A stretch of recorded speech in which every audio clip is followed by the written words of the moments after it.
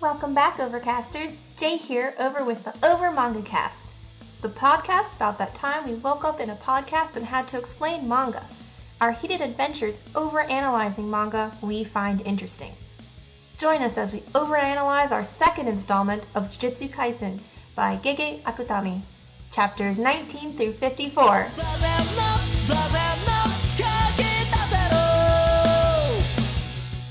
Hello everyone, my name is Sam, and welcome back to the Over Manga Cast. As always, here at the top of the show, we like to talk about what our experience with the franchise that we read is.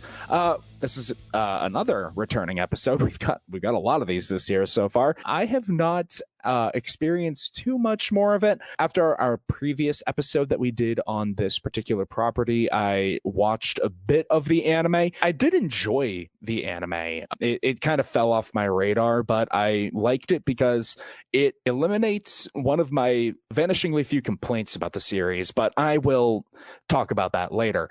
How about the rest of you? Matt, what's your familiarity with Jujutsu Kaisen, or has it changed since last time? It actually hasn't changed since last time because as it's been a bit, but when we did the last episode, I had said that Jujutsu Kaisen was one of the few things I was keeping up with weekly. I've dropped off keeping off with it weekly, but we've still not hit the point in the manga that I had read to.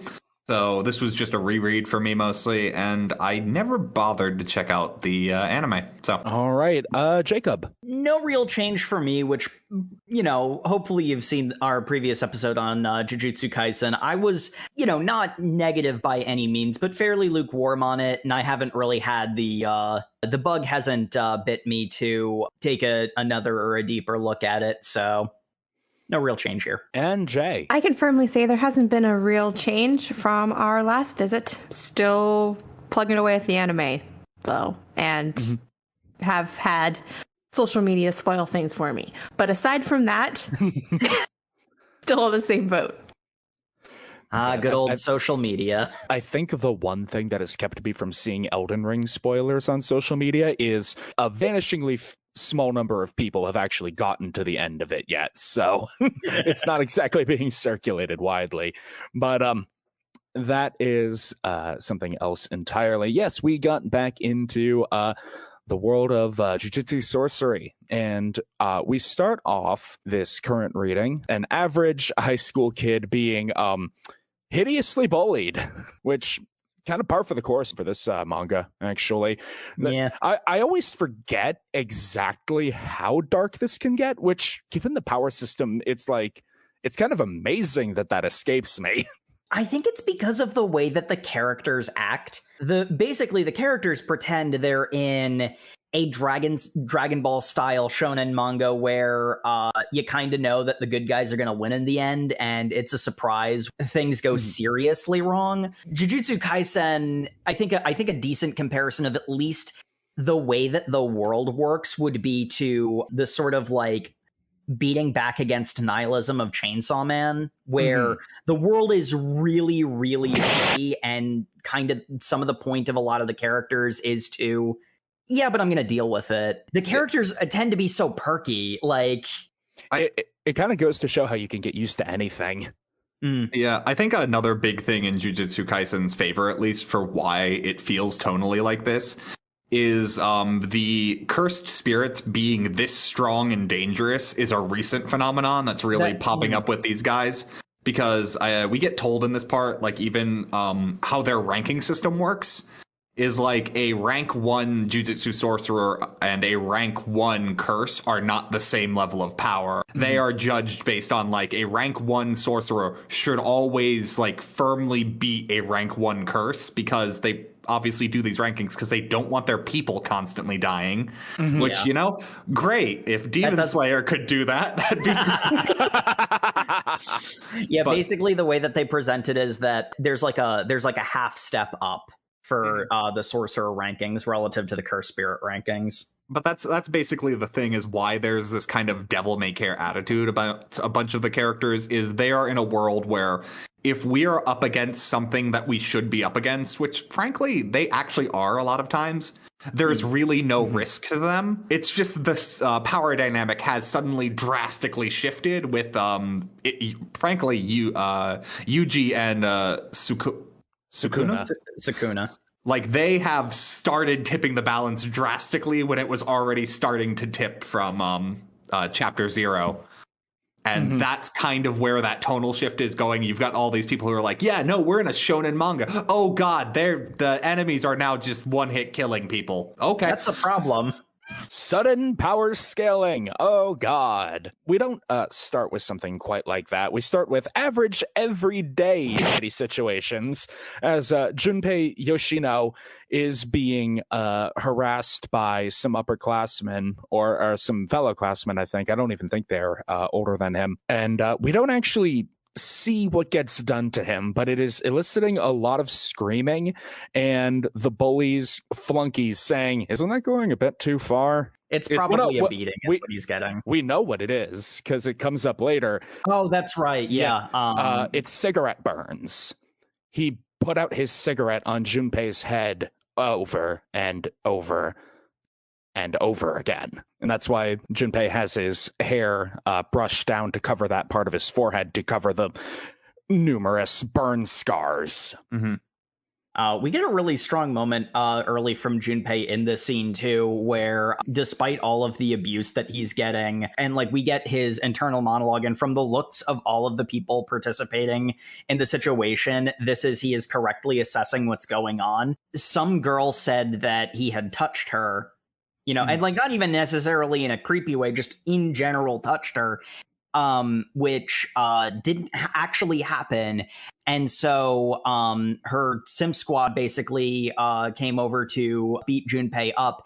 And whilst he's experiencing this, he looks them all in the face and says, she's not even pretty enough to be worth doing this. You all know that, right? Boom. Which is a really strong character moment from him. She's not even that hot. I don't know why you're doing this. It's a really like killer line. It's like he brings it to a halt, and then that's why they start burning his head. But like obviously that's not deserved. But Junpei is full of killer lines. One of the things he says after this experience is, if I had a button that could kill everyone I hate, I'm not sure I could push it. But if I had a button that could kill everyone who hated me, I'd hit it without hesitation. That's power. That's real power there. It's like, obviously, desiring the death of others is not good, but given what he goes through, you kind of sympathize. And I don't know if this is telling on myself, but I can't say I wholeheartedly disagree. Especially in the context that Junpei is, because I do feel the same way in a lot of extent. Like, I don't know that I would push either button, but I know I'd be so much more tempted to push the latter. And I'd like to hope I wouldn't, but I don't know if I have the self-control. Same. And especially in Junpei's case, it's very understandable why he knows he wouldn't hesitate, why he's almost glad that he doesn't have that power yet, because he knows that he couldn't be trusted with that kind of power. And it's because, especially with the encounter that we're introduced to him with, we can see very clearly there are people who hate him for existing. He didn't do anything wrong. There are people who hate him arbitrarily just because, people can be shitty sometimes. Because they are people and they need someone to kick around to feel big. It's very understandable, the very negative place that he's in. It's really understandable to see why he feels the way he does. He decides to skip school and go to the movies. I'm not gonna lie, I kind of forgot that we got a tease of this scene at the end of our last reading. I forget where I thought we left off, but I had completely forgotten that the stinger at the end of our previous reading was the whammy panel of the Cronenberg aftermath of this next scene. Yeah, that's a thing Jujutsu Kaisen does pretty well, is their whammy panels at the end. The next page of the next chapter is normally explaining it. And that goes all the way throughout, like, our entire reading, pretty much, even. But he goes to the movies, and on some level, he knows it's not good for me to be skipping school. I shouldn't be going to the movies in the middle of the day. I should go to class, and they should really turn off their phones and shut up down there. Man, you ever just think if all the annoying people in the world would just... Oh, wait, what the hell just happened? Why is that guy's head shaped like that now? a weird guy appeared behind these people, reshaped their physical forms like clay into a mutilated Cronenberg-esque horror that swiftly killed them. And nobody seemed to notice weird guy doing this, except Junpei. So that's how we know we got a curse on our hands. We get some procedural bits of with the Tokyo police. Just like it's an average day within the Tokyo police, and they're like, there was some weird guy at the scene before we even got there. That's suspicious, right? Except he had documentation that took our jurisdiction away from us, and nobody seems to be questioning this at headquarters. I love the detective who, because this is the newbie all saying all of this, and the detective just goes, look, I'm going to tell you right now here, if weird stuff goes down and creepy people come out of nowhere fixing it, you keep your mouth shut and you will make it to retirement. And I just love that you sets accept up that blessing. Yeah, it just sets up that, like, yeah, the police are aware of these mass murders curses are doing. They just don't acknowledge it because it's not like they can fight curses, and they'd only get in the way and make the situation worse, so they leave it to the experts. They are either tangentially aware or explicitly aware of the jujutsu sorcerers, and the wise, hardened old cops do not look that gift horse in the mouth. I appreciate the fact that, like, you have the secret magic underworld, you know, and where it intersects with, you know, the normal world, and the authorities in the normal world are, like, actually informed and not actively they're not getting in the way of the plot, because that tends to be common. It's a very real moment of the police officer just being like, yep, no, you don't think about this too hard and you will be fine. Just move on. It's a very real moment telling the underling to not think too hard. But our boy Ignorance is Yuji, bliss. Yep. Our boy Yuji, he has completed his movie watching training and is now going out to do some field work to deal with some minor curses with the help of one Kento Nanami. Oh yeah, I really like Nanami. Mm-hmm. He's a fun character. I really like his curse technique because he literally tells people to get ratioed. He is a finance guru. Plus didn't ask, plus ratio, plus... like through and through. He's a numbers man. I used to work in finance, but then I decided to switch over to cursed spirits. The pay was comparable, which is great because he's lying to Yuji when he says that. But his actual backstory is that he went to Jujutsu High, realized that being a Jujutsu sorcerer is incredibly dangerous and bullshit, so he decides to get into the world of finance so he can make enough money to live an easy life. But doing that was so soul-crushing. Big really surprise there. It dragged on him to the point where trying to feel anything, he reflexively did a bit of exorcism off the books and called up Gojo and said, yeah, I wanna get back into the business. This made me think about, since he obviously thinks the whole hierarchy and politics behind, you know, jujutsu sorcerers is bullshit. But at the same time, he was really good at the financial stuff. He could really come back as a consultant. Do it part-time. Yeah. Well, here's the thing. My man, I think, is very in love with the 8-hour workday. Anything beyond that is... What gave you that idea? I clocked in at 10. I clock out by 6. No exceptions. And I'm like, buddy, you don't understand how much I appreciate you enforcing the 8-hour workday. Not enough people do that. You gotta really have the backbone for it. Oh, yeah. I'm now on overtime as his cursed energy explodes. Oh, it's so good. I love Nanami. He's got a gimmick and he leans into it and is still a fun character despite being that. Because his gimmick's real subtle is really what helps aid to it too. I was just going to say that his gimmick doesn't get in the way. Fitting for the power system that the series uses. Grumpy irritation, being stuck at work when you really, quite frankly, shouldn't be, but this, you know, office nonsense is keeping me here, is the exact kind of negative energy that can be easily controlled through curse energy. Yeah, the fact that the second he has to work overtime, his power, like, triples. I think it says it's a factor of 2.5 because he's like a whole like he gives exact numbers that don't mean anything. Yes. Yeah, because his whole thing is like mathematical ratios because again, finance guy, so obviously very math focused power system for him. But like I just love the fact the second he's clocked into overtime, he goes into overtime. Yuji and Nanami go to investigate the scene of the crime where they find some minor curses. Nanami uses his 3/7 ratio power, which lets him divide... Strike the weak point for massive damage. It lets him divide anything into sevenths, and then if he hits the third seventh, it is a critical hit. Or I think he divides things into tenths, and then if he hits the 7th tenth, it's the same thing. It doesn't really matter. There is an arbitrary weak point based on like a good ratio. Again, it's a whole math thing is with him.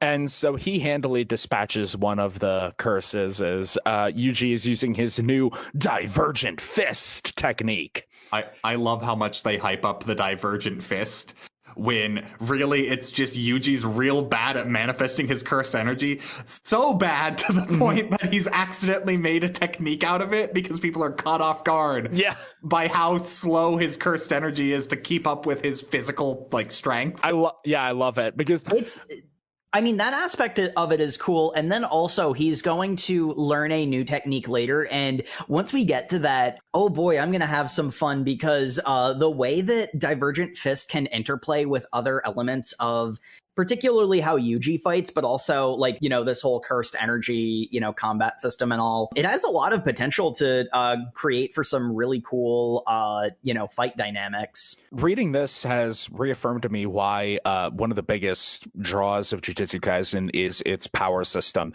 Because for being as simple as negative emotions are magical strength, like, that's the one sentence pitch, but it's used in so many crazy ways, and it has a seemingly infinite depth to it to make for very interesting fights. It's also got my favorite, like, justification in shonen power systems where they're like, why do we have people explaining it to each other? And it gets mentioned twice in this reading. It's like, well, no, Jujutsu curse techniques, some of them actually just get stronger when you announce the rules to your opponent, so it makes the technique more real to them.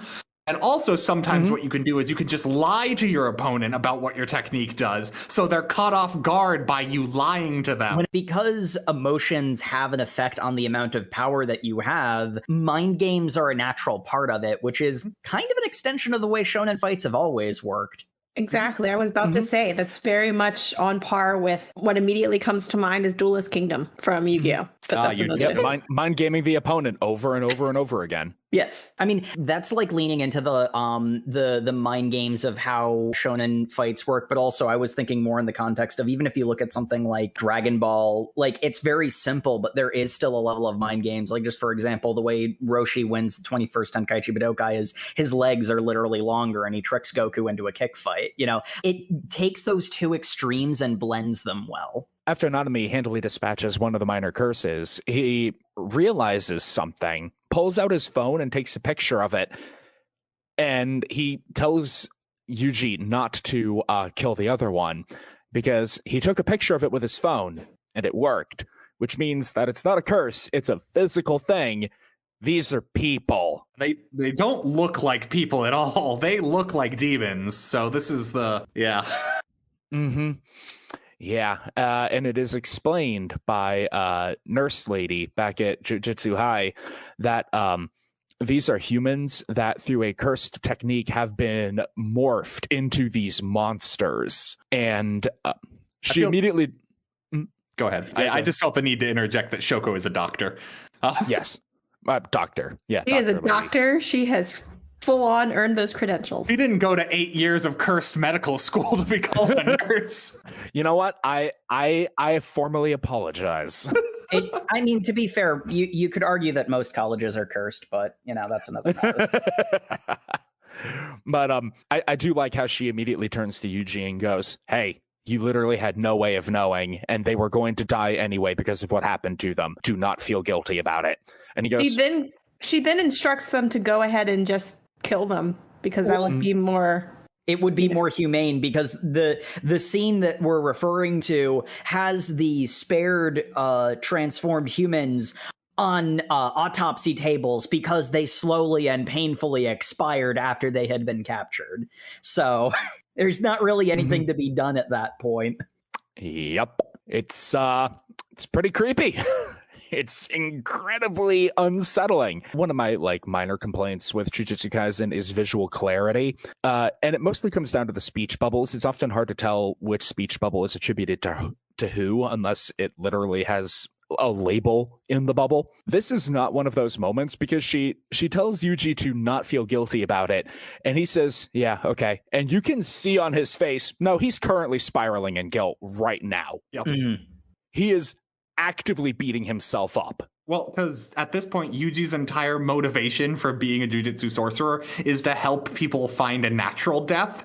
And he's basically been told that's been taken away from these people. Yeah, he wants people to die properly. And having lived out to an old age and expired naturally as his grandfather did, and hopefully surrounded by more people.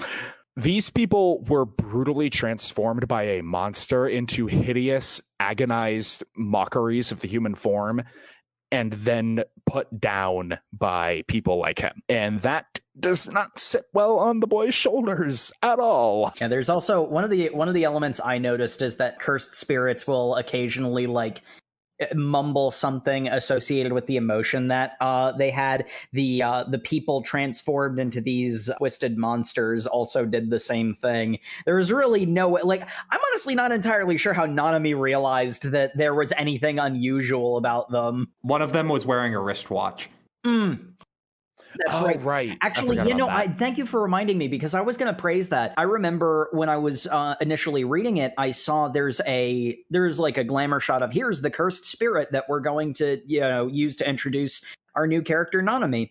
And I noticed it didn't zoom in onto the wristwatch until later, but in the initial shot showing off this, random cursed spirit, that's all it is, right? There was something about the way it was drawn that drew your eye to the fact that it was wearing a wristwatch.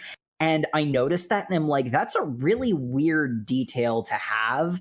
And then you're right, Nanami figured out that that wasn't like some kind of spiritual construct of time. It was a literal, actual, real watch. Because he saw after he had defeated the creature that it was still ticking. And that was how he figured it out, which was a really good planting and payoff, Chekhov's gun moment. But basically, after that exchange, we get the main character point of Nanami in that despite the fact that Yuji is objectively very powerful with Sukuno's fingers inside him. I'll retake that. No, fingers were deep inside of him. Essentially, despite the fact he's got this inborn power, he still treats Yuji like a child and is just this isn't something for children. Go, I'll take care of investigating the rest of this. You go with the caretaker guy, I forget the name of. He's not very important. Who constantly leaves him behind or is just oh, I was supposed to, take care of him. Yeah. I think he attempted to kill Yuji last arc, so I'm not 100% sure why they trust him again, but whatever. Yeah, but he's never mind. He's not a threat is the other big thing. I think the big thing is the worst that he had done was he didn't stop the assassination attempt, but also he didn't stop Gojo from trying to stop the assassination attempt. Not that he could do either anyway. This guy is just a long-suffering chauffeur, basically. Exactly. He's just useless and just frustrates me because he's constantly left caring for him, but he just can't even do that. Nope. And he's also the one who comes up with the plan on well, we've got to see if this Junpei kid can see cursed spirits. I'm going to unleash these two flyhead demon or spirits. If they attack him, then we'll know he can't see them. And if he dodges or whatever, we'll know he can. And if he instantly destroys them, we'll know he's a threat.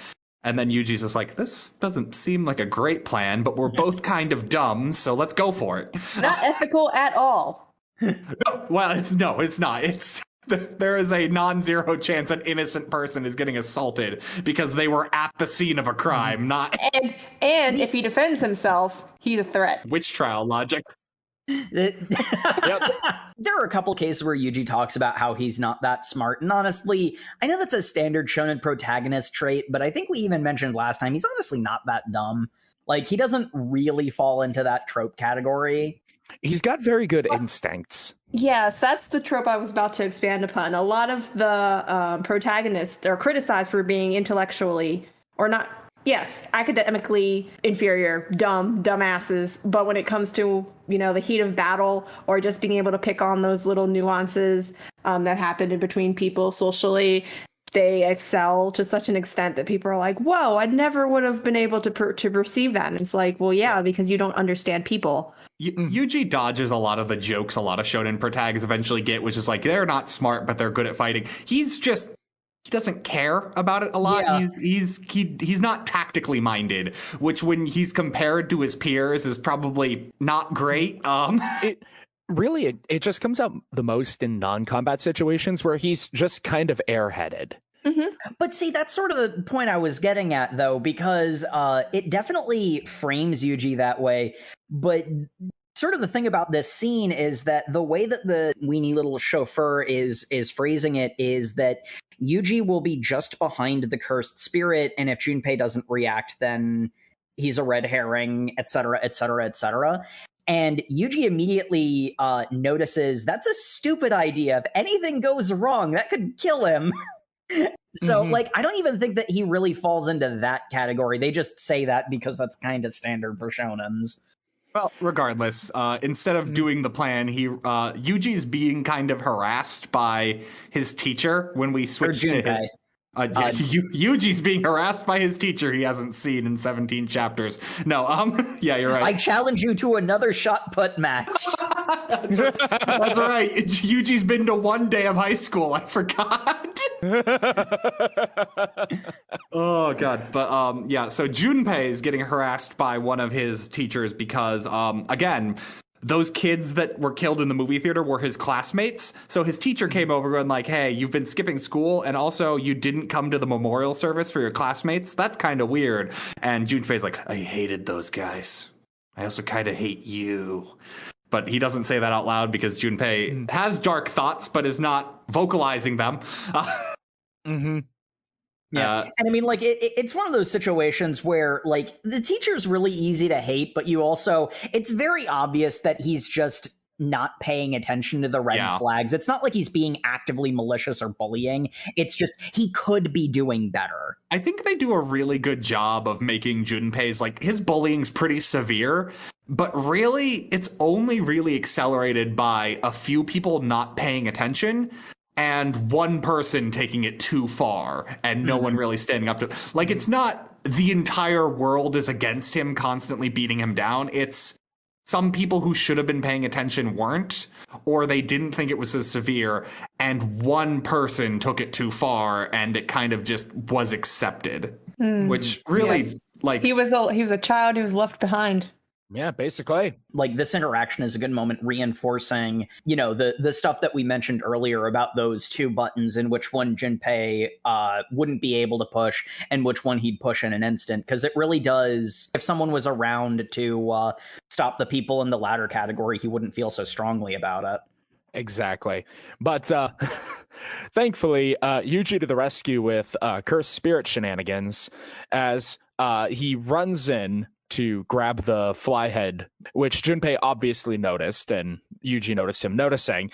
And the chauffeur dropped the box, and they both got out. Both of the fly heads that they had got out. The teacher, not seeing this at all, is just yelling at Yuji like, "What are you on about? Why do you and you just interrupt people's conversations all the time?" And Yuji stands there, processes, pantses the teacher, and runs around the entire block. There's also the element of the teacher turns the corner of the block, and when Junpei is just looking around confused, he notices that Yuji is already standing behind him because he already ran the entire block because Yuji. Well, I could tell you didn't like that guy, and I just naturally do this. I just naturally pants random people who are annoying other people, I guess. Yuji, stop. I know you've been dead for 2 months, but that's not cool. You've been watching a lot of movies. Oh God, that makes so much sense, actually. He's been watching a lot of movies. He's just like, yeah, this is acceptable, right?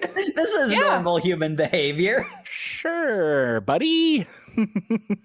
He and Junpei bro it up over their love of movies in a very touching scene, you know? There's a very strong sense of Junpei is a cinephile, like he really just likes movies in general. And then here's Yuji, who is like, I've never had a particular love of movies, but I have seen so many recently, I have a lot to talk about.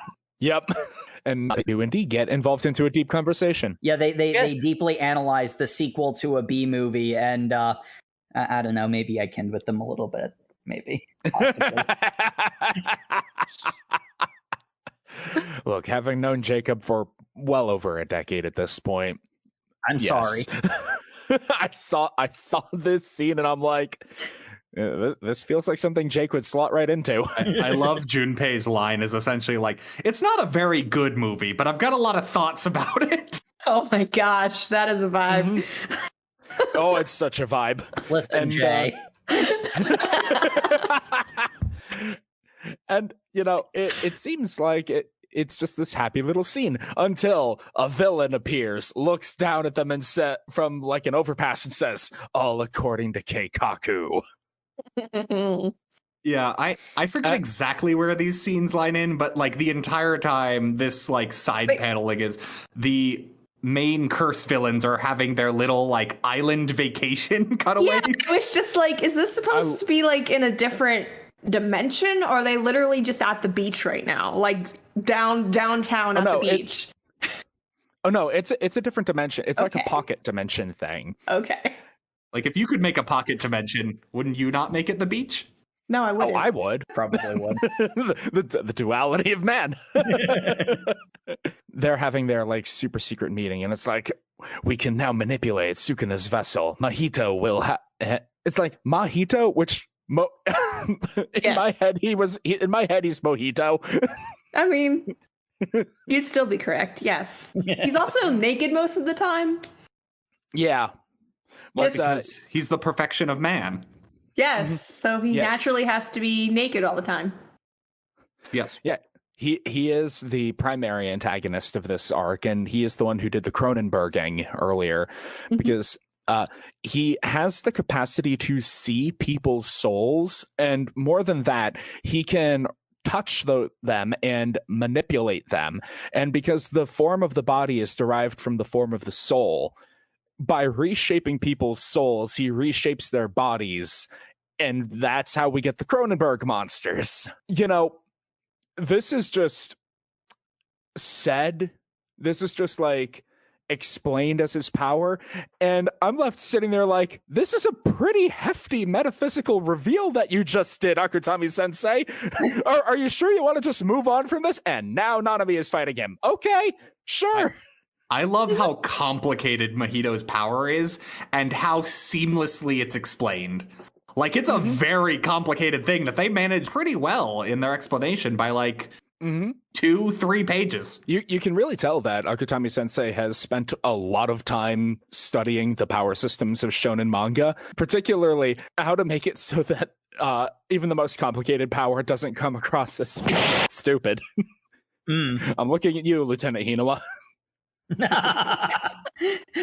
My immediate thought was the thing that JoJo's parodies, but yeah, no, I mean, there's a balancing act, because I mean, like, you know, again, we mentioned that, you know, the mind games associated with shonen fights. You want to have power sets that interact in interesting ways. You want to surprise the audience without having to cheat them. You know, that's like the key to making a exciting shonen fight. This is a power set that, you know, has a lot of different facets to it. But I think one thing that really helps is that the user of this power set is a philosophical thinker with the maturity of a child. So he explains it in a way that a child could grasp to, you know, people who are smarter than that, and that allows it to not linger too much on the metaphysics and get to the important bits. Yeah, it's that old truism of, if you can't explain it to a 5-year-old, do you truly understand this thing? But Nanami and Mahito are fighting, and it's like Mahito's power we learn later, requires he has to place his entire palm onto his victim. So right now, he's just a really, really, really strong guy, which, because he's a special grade cursed spirit, and that's more than enough to make him a threat to Nanami. Well, he can also throw out his compressed human dolls where he puts the soul so deeply and then they are like Pokeballs, basically. So he's also constantly summoning waves of ads. Yeah. They don't live long like this, so I better use them before they expire. Because, again, maturity of a child. I gotta say, one of the most interesting things about Mahito is he is a cursed spirit that is a manifestation of humans hating and fearing each other. That just makes sense, right? But he also says that he's a relatively new spirit, and it's like, how's that? Humans have hated and feared each other, and I'm just going to completely steal this line from Jeff Thu, but we've hated each other since there was enough of us to create a them. Mahito represents a different kind of hatred and fear humans have of one another, one born from the fact that we are exposed to each other more than ever with the power of the information age, or at least that was Jeff Thu's read on it, and one that I kind of vibe with. Kind of like he has a kind of smug Twitter profile energy to him, yeah. Oh. Yeah, kind of like what I get from Mahito is like he's said like it's a fear and hatred of humanity, but I think I've always read him more as like he's a fear and hatred of humanity's like hatred of themselves, because his power is entirely based on like body modification and being the ideal version of you and how that's fake and is like going to kill you if you that's probably getting a bit too deep into it, but like that's my kind of take on why he's a newly born curse, is like this is a very like social media age of like airbrushed and photoshopped. Yeah, and that's why he's like, no, they're all empty, they're all just clay to be molded into what is perfect, because if you aren't perfect, you're a monster. I think both of those are both valid and interesting reads. I didn't really read him that deeply, I'll admit. Mostly because I did get caught up on the idea that like if you're humans' fear of other humans, then how are you new? I got caught up on that, and it could also be all of these superpowered curses that are coming out of the woodwork are from a different thing. Hanami, the fear of like the forest, is also new, I think. So I think there's both implication that he's new and ancient, which honestly I feel like that's a world building element of the series that it can definitely leverage. Because in all honesty, maybe Mahito has existed as long as there have been enough people to have them, but he hasn't existed in this form until recently, which honestly fits with both of the reads of him. Like Chainsaw Man logic, and like there can always be a like angel devil, but like when one of them dies, they don't come back, a new one comes back. Yeah. And there's also kind of the Fredge logic moment of cursed spirits are born of human emotion, and the global human population has multiplicatively skyrocketed very, very recently. It's skyrocketed and only recently started to level off globally too. So like we're hitting, at least as far as, before we start going into space, we've hit peak human at this point.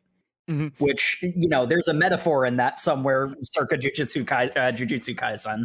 And that kind of explains how special grade cursed spirits are becoming more common. There's just more people feeling more bad feelings. But anyway, Mahito and Nanami are fighting, and it's really cool considering I think we've talked mostly about what the cool moments from Nanami are in this fight, because this is where the whole, I'm a salary man, I started work at 10 a.m., I'm clocking out by 6, and then they keep fighting until 6 o'clock hits. His wristwatch alerts him that it's 6, like, you messed up. Now I'm on overtime. And he starts beating up Mahito, who is very confused. Yep, and the way this fight ends is we learn that Nanami's power doesn't have to happen on living things. He can also do that on the environment. And they were fighting in a sewage runoff underground chamber. They're fighting in one of those sewer environments that don't exist in real life, but make good stages for fight scenes. Yeah, you know the one. Those giant arenas we keep below the city in case, the Teenage Mutant Ninja Turtles want to have a battle. Yeah, exactly. And, it also it also strongly resembles Bluebeard, and I forget his summoner's name because he doesn't matter, but the antagonists from Fate Zero. And I think Akutami Sensei was drawing on that a little bit, and I appreciate that. But the point being, Nanami uses his power to collapse the ceiling and saying, all right, well, hopefully all those tons of falling rocks kill you. I'm leaving. Goodbye. Yeah, I've already overstayed. I'm not getting paid enough for this. And it's great because it would have killed him, but Mihito found out in that very moment that he is capable of modifying his own soul or whatever cursed spirits have, I guess. Well, when your life is like flashing before your eyes, you really, all the synapses are just firing to save yourself. He was going to die, so he's just like, well, nothing to lose, and then did like a weird wormy body out of himself and like slowly climbed out of the rubble. Mm-hmm. Yeah, I mean, the way that he describes how souls work, souls are, I believe, a manifestation of consciousness. I think that's how Jujutsu Kaisen defines them. Think so. So with that in mind, of course a curse would have a soul. They are made of thought.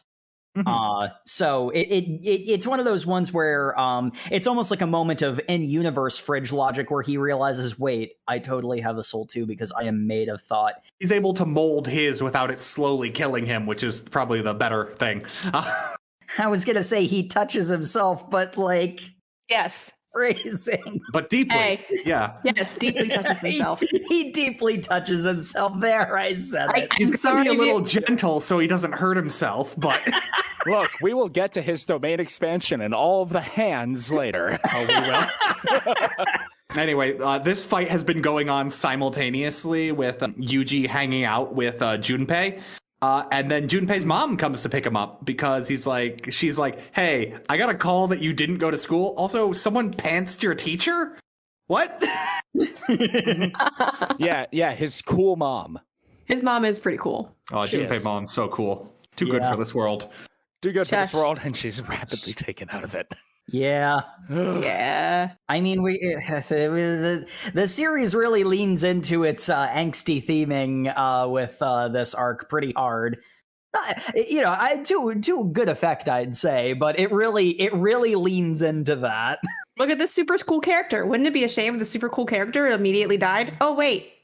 Oh, it's great because she's got that like mom of a kid she knows has some social anxiety problems. She's like, oh my God, you have a friend? No, we've got to invite him over for dinner. Come on. Mm-hmm. I have never met any of his friends. I sometimes think they don't exist. Come on, we're having dinner.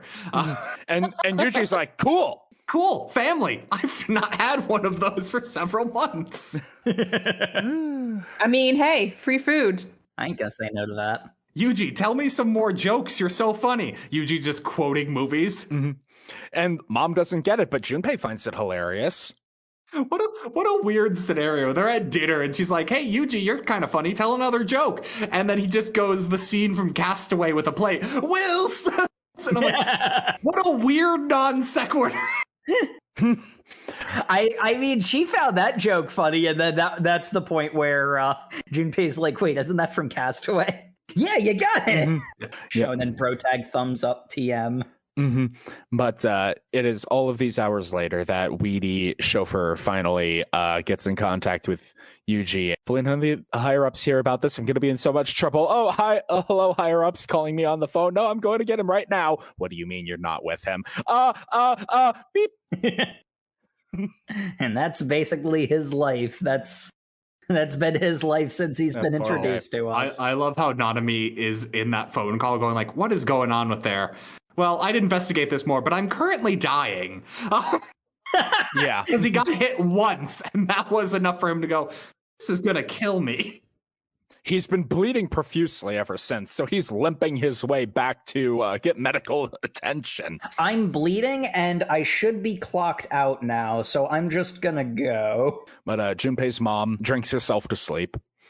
And... Well, almost to sleep. Almost to sleep. She is awoken by a finger being dropped on the kitchen table. Oh, I hate it when that happens. Sound asleep, too. Such a casual reaction, too. It's like, this is a finger? I mean, she did just kind of come out of a half stupor, and it's such an odd thing. Like, it kind of makes sense that her brain is foggy, not really keeping up, and maybe if she had like another 5 seconds, she'd freak out. She doesn't have those 5 seconds. As a weird booby demon. Whatever the hell that thing is. It's hideous. Oh, I actually really love how it handled this scene with like the big gross demon behind it. That's the whammy panel, and then the next chapter starts with a black like image completely with just text informing what the police found the next day. It's and I'm like, so, oh no, it's so impersonal for a character that in an extremely short amount of time we've come to endear ourselves to. Because in a lot of ways, that's the perfect mom for Junpei if the authority figures at his school could have stopped the bullying. Because she's so understanding of his anxieties and his issues. One could argue that maybe she should have been at least a little bit stricter, but like she wasn't, she wasn't making the situation worse by like yelling at him and being, dismissive of the reason why he wasn't at school. So quickly we get endeared to this character. And then the way that we're told about what happened to her is so impersonal and so cold. With complete intention, it's so jarring. It makes it even more painful. And like the worst part in my mind, like there's the whammy panel of the curse appearing behind her. It feels like the kind of panel that happens when, oh no, character is in danger. And then like you turn the page, you go to the next chapter, and the hero has arrived improbably at the last minute to kick the thing. That doesn't happen. We don't even get to see her death. It's just the next day the police found her with her lower half missing and the rest of her packed into a lot of ice in the tub. And Junpei is appropriately fucked up about this. And he... Oh, wow, I actually hadn't noticed this but in the outline. But Matt, that is a way to describe it, and you are right. But I immediately got these feelings, and it's one of those ones where, okay, so the thing in the outline that... I'll just say this outright, because Junpei goes all school shooter. And like the thing is, it is done in a tasteful way, because there's the layer of fantasy of all the magic that's going on, but like it really does take you through the mind of someone who's been hurt. And you can, it's not, the manga isn't framed sympathetically from Junpei's perspective. He's about to do something really, really wrong. And there's nothing okay about it, but it also makes you understand that he wasn't like born evil or crazy. There are things that could have been done that just weren't. And there's a reason why he's at this awful place. Yeah. And they do a lot to make you know that Junpei is really detached from reality at this point. I think there's a really good line at the beginning where he's just so matter of fact about what happened. He's just like, her funeral was today. I don't really have any black clothes, so I just grabbed the first thing I saw in her closet. And then, like, through the remainder of this arc, he's wearing a woman's blouse. Like, he doesn't own anything black, and he needs to be in mourning. And, like, he's just like, well, okay, I'm checked out. You know who's a pretty cool guy, and the only person who's really been nice to me? That Mahito guy. Also, Yuji's pretty cool. But I don't know where he is. And I know he's a jujutsu sorcerer, so I don't really trust him. So I'm going to go talk to Mahito about this.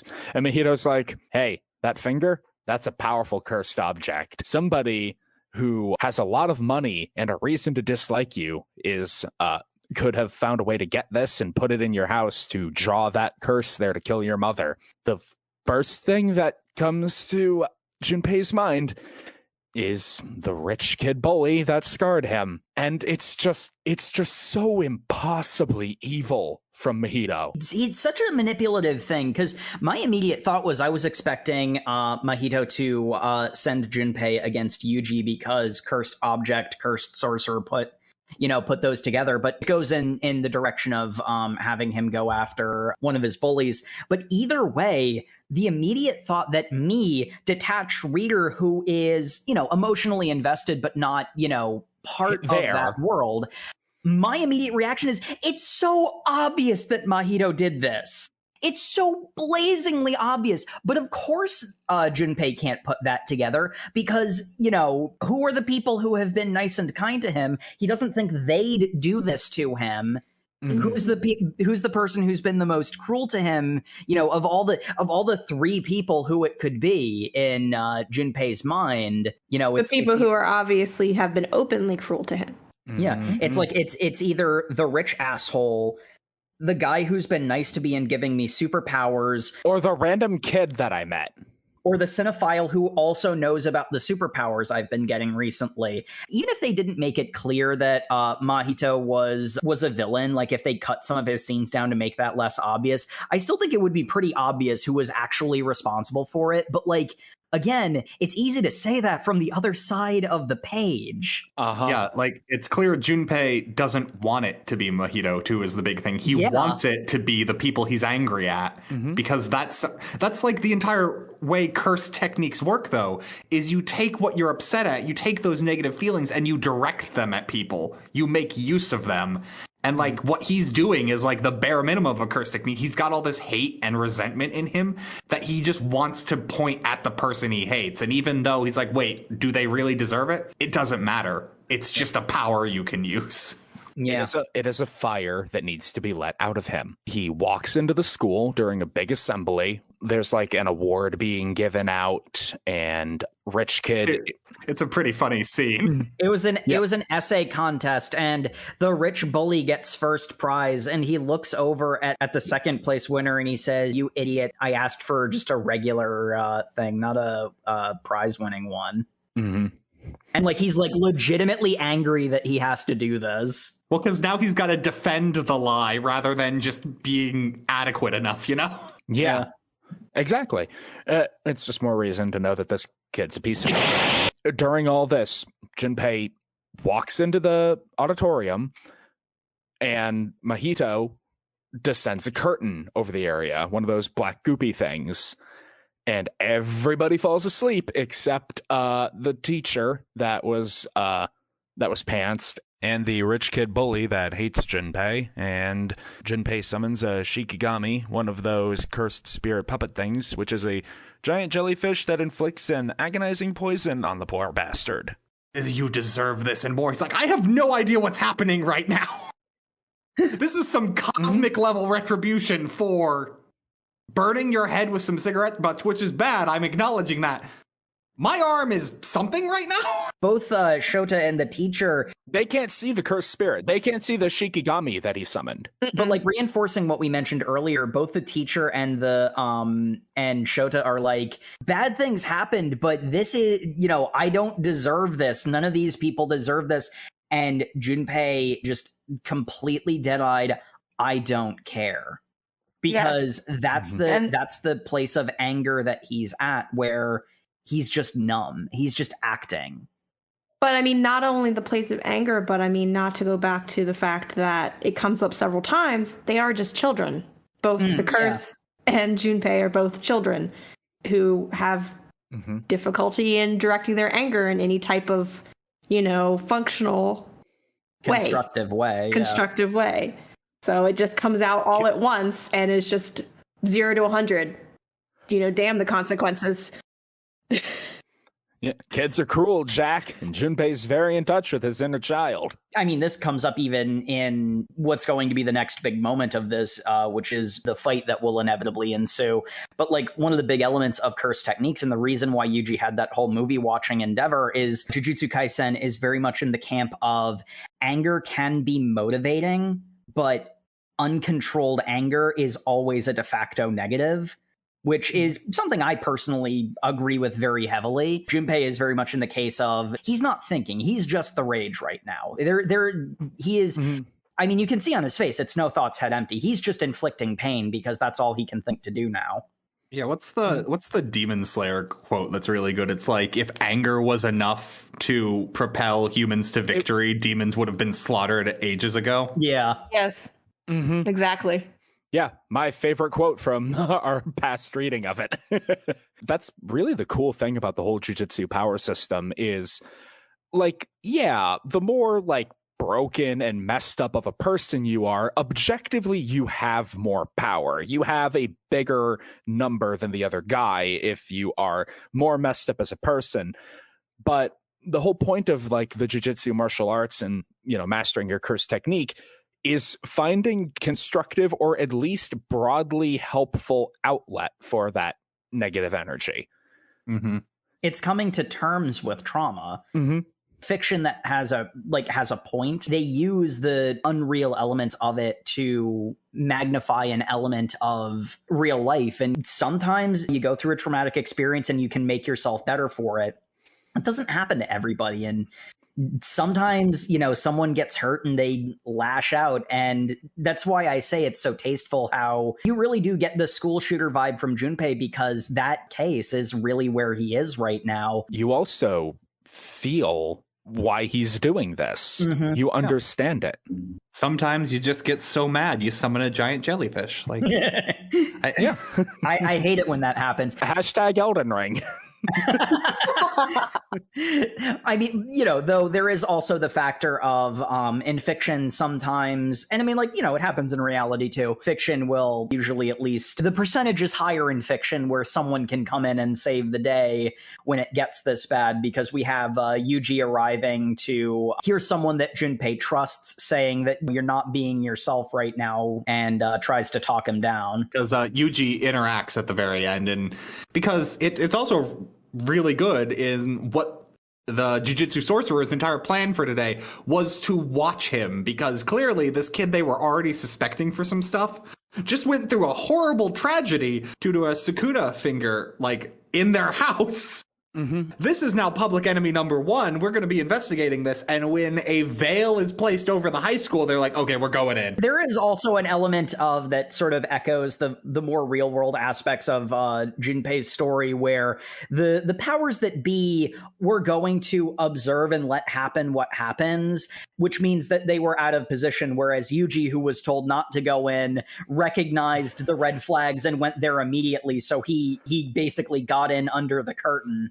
Yuji runs in immediately. There's something to be said about, it's one of those ones that's a fraught issue, and fiction can sometimes break down when that gets forgotten. But there's something to be said about if you see someone spiraling downward and you have the capacity to reach out to them, it's often a good idea to do so, because there are so many cases if someone was just there for Junpei, like he was so happy when Yuji was just, you know, being a normal person in his presence, and his mom. But yeah, we proceed into shonen fight because, again, Junpei is in the supernatural version of this situation. Considering how serious it is, I wanted to be careful with my words. So. Perfectly reasonable. So shonen fight's happening. Shonen fight's happening. Yuji doesn't really have his heart in it. Junpei kind of also doesn't either. He's just lashing out at the person that's in his way. I mean, he definitely doesn't want to fight Yuji. He says so many times. Yeah. It's also still kind of lashing out at him like, you don't understand. People don't have hearts. No. Only cursed spirits have hearts. Wait, what?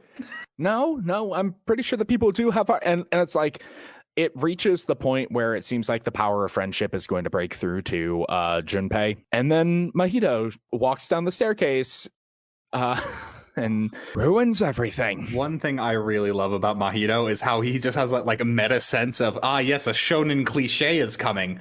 Too bad. And just snaps that out. This situation, yeah. Junpei is very similar to Garo from One Punch Man, where he doesn't have plot armor. He could become a new member of the Jujutsu High, you know, sorcery teenage protagonist squad. Like, you know, this could be a recruitment arc for a recurring character, or he could just die. And then he does. He gets to the point where he's basically already recruited, and that's when that asshole shows up and ruins it. It's like Mahito's just like, Yuji's like, no, come on, I know your mom's dead. We can find who did this. Join the academy. We all have people who are a little messed up. We're getting through it together. And that, like, Junpei's like, oh, wait, I can just switch high schools? That was always allowed? I mean, yeah, dude, that was always allowed. Oh, wow, that really puts my problems into perspective. Oh no, I'm being Cronenberged. Yeah. Mahito just shows up, claps him on the shoulder, says, all right, you've served your purpose. I've got Sukuna's vessel here. Go get him, champ. And warps Junpei into a monster who, sobbing and in agony, dies in Yuji's arms. Yeah, and I think at some point in the like little interstitial bits where Mahito's in his like vacation timeshare with the other demons, talking about why they're doing this, is their entire plan is psychologically messing with Yuji to the point that he feels the need to give in to Sukuna's power and make a binding vow, which is hilarious. Because they don't realize he did that 2 arcs ago. And it is funny because, in a sense, their plan worked. Yuji yells at Sukuna, heal him, use a reverse curse technique. I know you can do it. And Sukuna's mouth appears on his cheek and goes, lol, lamau. Nah, I'd rather watch you suffer. And Mahito and him both laugh at him. And I just love that panel so much. Because I'm like, yeah, dude, he's not going to help you. Why do you think he's going to help you? You have no power in this relationship. Like, this actually like plays into a lot of other factors that came up last time, is that Yuji thinks he does have a bargaining chip, and he says, I'll make a binding vow with you. And, you know, Sukuna still says, lol, no. Mahito's perspective is, oh, I guess he couldn't have reverse curse techniqued him. Whereas we get a thought bubble from Sukuna himself thinking, yes, as I had intended, he doesn't remember the binding vow we made. Because part of the binding vow was that Yuji would forget that that had ever happened. I just love the 2 villain teams are not working together, and constantly the like trio of super curses is behind the mastermind, and they think they're the one using him is hilarious. Oh, it's so funny. Yuji decides, fine, I'll do it myself, and enters full-on rage mode. And he gets into a fist fight with Mahito. And Mahito's like, well, lol, dumbass, I can just reshape your soul. And he goes to do his soul reshaping technique and accidentally brushes Sukuna's soul. And Sukuna immediately whirls on him and goes, you ant, how dare you, and slaps him.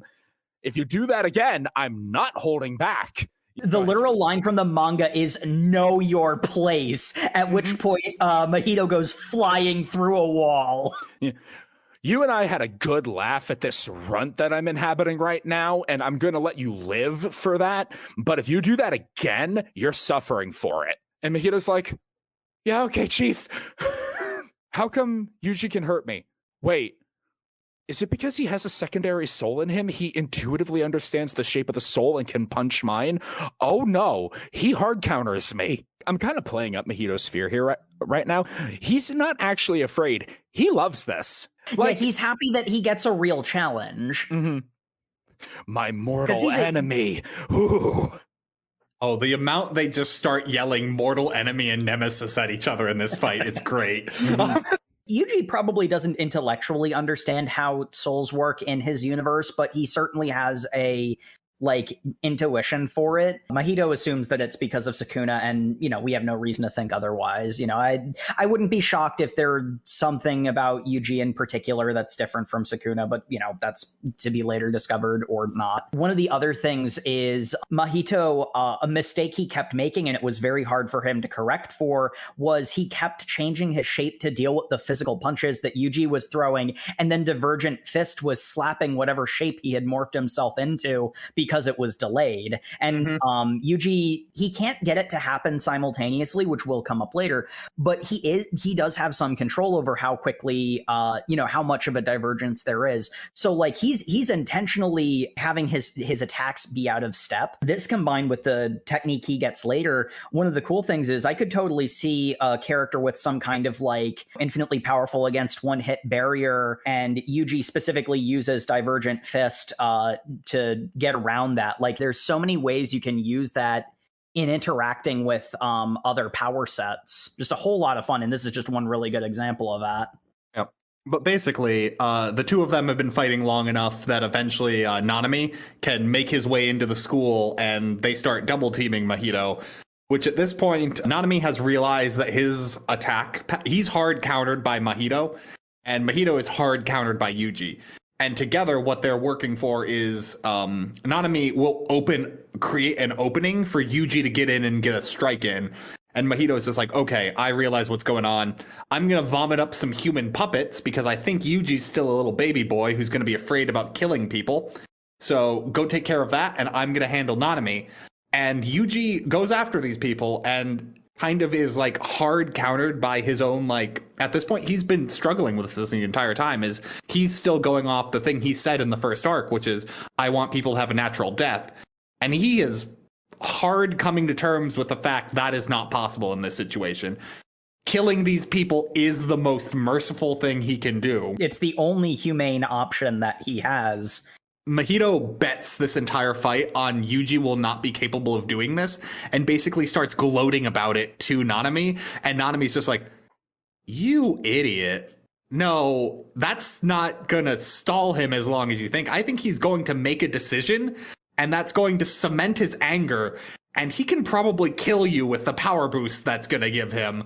And Mahito's just like, lol, what? And then Yuji jumps off a roof and punches him. Whilst the two of them are having this conversation, Yuji has already had his character development off panel. Like normally that's an insult, but in this case, it was a really, really good scene. Oh no, that's the thing that I actually really love about the Jujutsu Kaisen power system, is that, again, because it's an entirely emotion-based power system, the hardening of resolve to difficult truths is power. And so it allows Yuji and Nanami to kick the absolute crap out of Mahito, bring him to the brink of death. And this is my other favorite thing in this reading. Well, at least one of them. We'll get to my favorite character later on. But this is one of my favorite things in this particular reading, because Mahito approaches death. And remember that he is born of humanity's hatred of humanity. So he is the most human cursed spirit we've seen so far. The one true universal human experience is that each and every last one of us will eventually die. It's the only thing that we all have in common. Or at least that's the thing that Mahito seems to believe. Because upon approaching the brink of death, he understands himself to such an extent it completes his domain expansion. We also get a bit of a reframing of domain expansion that, funnily enough, ends up answering a lot of the concerns we had about it. Mm-hmm. I'm not sure if it's Mahito or a later villain who goes into detail, but I know it's briefly touched on in both cases, because when it was Gojo versus the volcano guy, who I think is Jogo, funnily enough. I remember complaining about it last episode. When they were talking about domain expansion, we had a little laugh at Jujutsu Kaisen's expense of how do you counter this attack? Be better. Mm-hmm. Deal with it. The way that domain expansion is framed in this section of the reading is a little bit more reasonable, because it's treated like they explicitly refer to it as a finishing move. It is so exhausting that under basically any given circumstance, you don't use it unless you're using it to clinch a fight. The thing I analogized to it, the way that they were talking about it, was, I believe it's Soul Calibur that has certain cinematic supers that you can only activate if they finish the opponent off. Mm-hmm. I sort of analogize it to like that, where what a domain expansion should be is, this is the cinematic super that finishes the opponent in the fighting game. You're not really supposed to be fighting against it. This is an expression of power of an already won fight.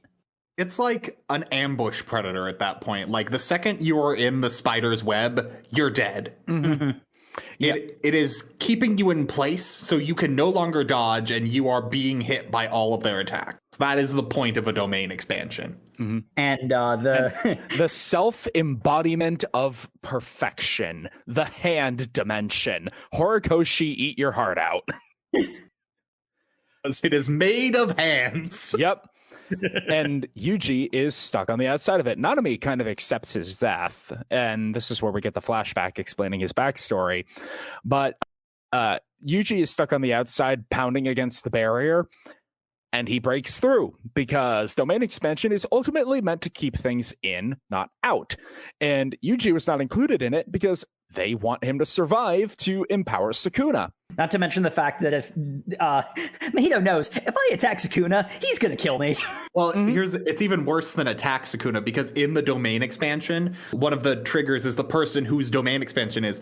For the purpose of their curse techniques, they are always touching who is ever within their domain. And Sukuna said, if you touch my soul one more time, I am going to kill you. So he can't not touch his soul. Yep.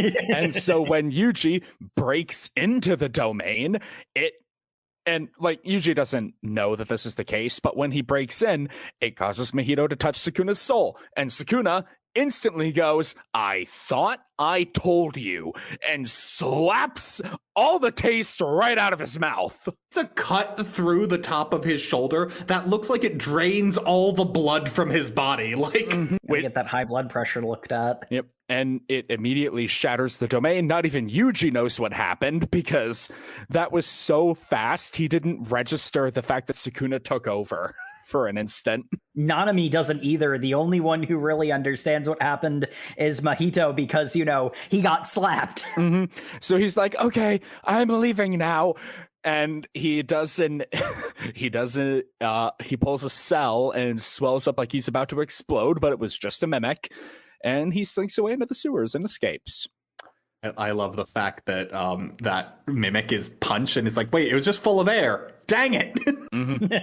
And so that ends this particular arc with the villain escaping, and Yuji is the angriest he has ever been. It's when Nanami and Yuji square off before the domain expansion sequence is the point where we get the strongest case of Jujutsu Kaisen diegetically and eloquently explaining its metaphor of Nanami says to Yuji, I know you're angry. Good. But you have to control it, because if you don't control it, then all you're going to do is get yourself killed, get in my way, and get me killed, and then nothing good happens of it. So get a hold of yourself. And that's when they, I think one of my favorite bits about this arc is the little wrap-up scene we get where one of Junpei's classmates, after all of that, it's a girl, submits a formal complaint about the bullying she witnessed and submits it to the authorities. And what happens is the teacher is punished and the bully is punished. And there's a kind of, it's closure, but it's also kind of like a, oh no kind of closure. Cause Junpei, did you even try telling anyone this was happening? Cause it looks like this worked. Or did you just suffer in silence? That's something that happens to a lot of people. It's really sad. It piles on the bitterness. And I think, honestly, the thing for that scene that I felt was the most real and the biggest element of it being bittersweet is Shoto, the rich bully. We don't get in detail everything that happened. We know that Shoto got punished. We know that the teacher got punished. But we don't know all the details. And at the very least, what we do see is that Shoto's in detention. And he's bitching that this is so stupid. My arm got fucked up, and that's so much worse than what I did. And what about you? He goes to the teacher. You didn't do anything. Why are you sitting there judging me like this? And the teacher, realizing that at once there was so much he could have done, and at the same time there was nothing he could have done, just looks this angsty, zero perspective teenager in the face and says, I am being punished. The way he phrases it, it's not just whatever institutional punishment it is. He recognizes he's going to be living with that for the rest of his life. And that just hurts. Because you can tell he's not a bad guy. He might not be a good teacher, but he's definitely not a bad guy. He wasn't paying attention at the wrong moment. Yeah. Is really, honestly, because his greatest evil was incompetence. Because, I can't even imagine he's that bad of a guy, because what he did was he went to go check to see if Junpei was okay. And the unfortunate part was he got upset at Junpei because he didn't react how he expected him to. But that's not, a sign that he's a bad person. That's a sign of something else. That's ships passing in the night, and that's what hurts about it so much. The thing that really got me is what Shoto says is Junpei just moved to a different school anyway. He doesn't expressly say it like this, but he says it in an out of sight, out of mind kind of way. They don't even know he's dead. That is an irony so potent. It's hard to fathom. And you really understand, Yuji's anger and frustration going into the next arc, where we get some pretty explosive growth from our boy, at least in terms of power. Mm-hmm. The next arc is probably mercifully a little lighter. That's exactly what I was going to say. We had a serious arc that actually, it very deftly and very skillfully handles an absolutely real world serious thing that hurts people in real life and handles it in a really good and tasteful way. It's harrowing. It ends in the perfect bittersweet way that a series like this should. It doesn't give you the happy ending where Junpei gets recruited, because sometimes, real life doesn't always have a happy ending, and it's so beautifully tragic for it. And then we get some wacky shonen nonsense where most of the things that happen are played for comedy, and I'm okay with that. And then we get basically the Chunin exams, but lighter hearted. Somehow. He's saying something. Yeah. I love how this opens, where Yuji finally talks to Gojo for the first time in his little training bit, and Gojo's just like, "Hey, Yuji, this will be so funny. What if we tell your friends that you're alive? I'll put you in a box. It'll be so cool. You'll pop out like a stripper in a cake." Yeah, seriously. He's just like, they'll all think I'm such a cool teacher, right? And they psych themselves up for this so much. The best part is Gojo's literal plan. I remember this very distinctly. Gojo's literal plan is, we will put you in a box. We will open the box to reveal that you've been alive all along. Everyone will be laughing and crying with so much joy that someone might throw up. And then global warming will be solved. Literally what he says. I love how Yuji even's like, wow, that's amazing. Like, he bought the entire thing. And I'm like, Yuji, stop listening to Gojo. I don't think he's very smart. I think he's very skilled, but I don't think that's... Gojo just has such an overwhelming self-confidence that his curse technique is literally self-confidence. So, oh man, wouldn't that be a twist? The source of Gojo's power is toxic positivity, and he ends up being the final boss.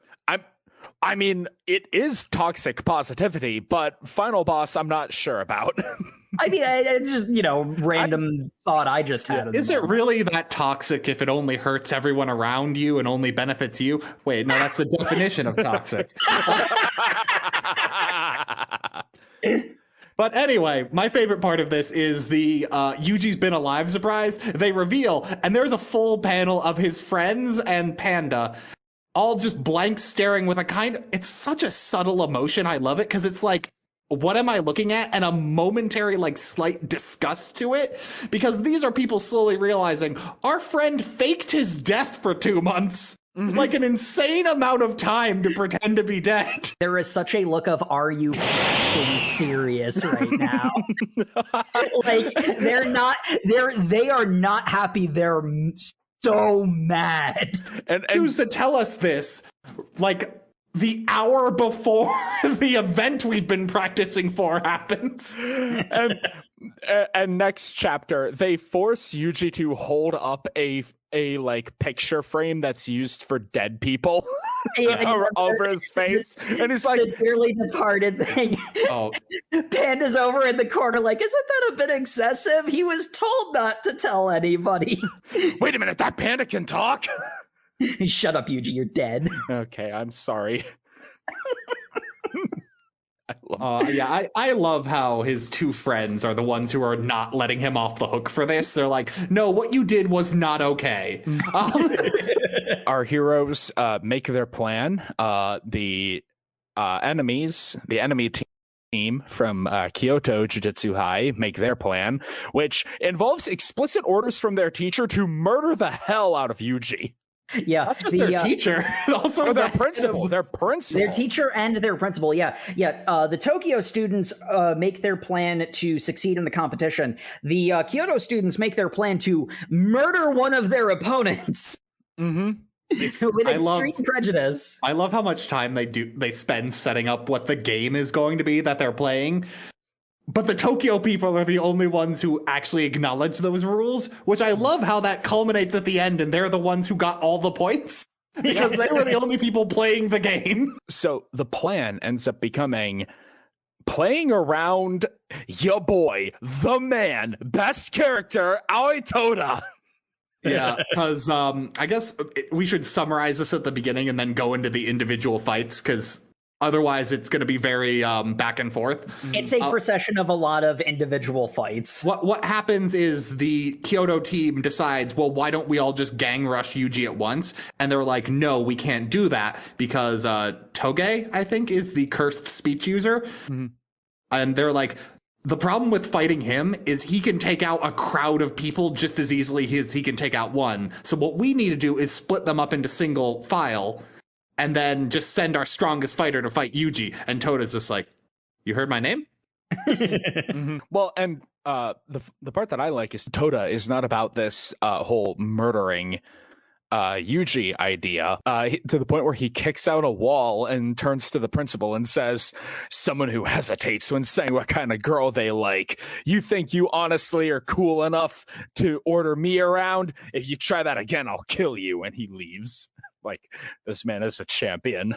The perspective that Toda takes is, I am going to go at Yuji without holding back, as in, I won't pull my punches. If I kill him, I kill him, but then, he, isn't worthy of being here, or, something to that effect. But he's not coming at with like killing intent. He's just not pulling his punches. Whereas also, one of his classmates is, I would have tried to kill him even if my principal didn't explicitly tell me to.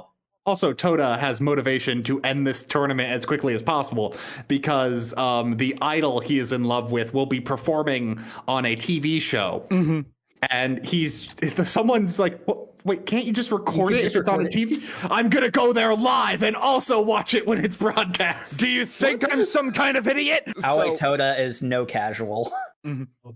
So the tournament starts. The basic idea is that cursed spirits have been released into the woods, and the first team to kill the high-level spirit is the winner.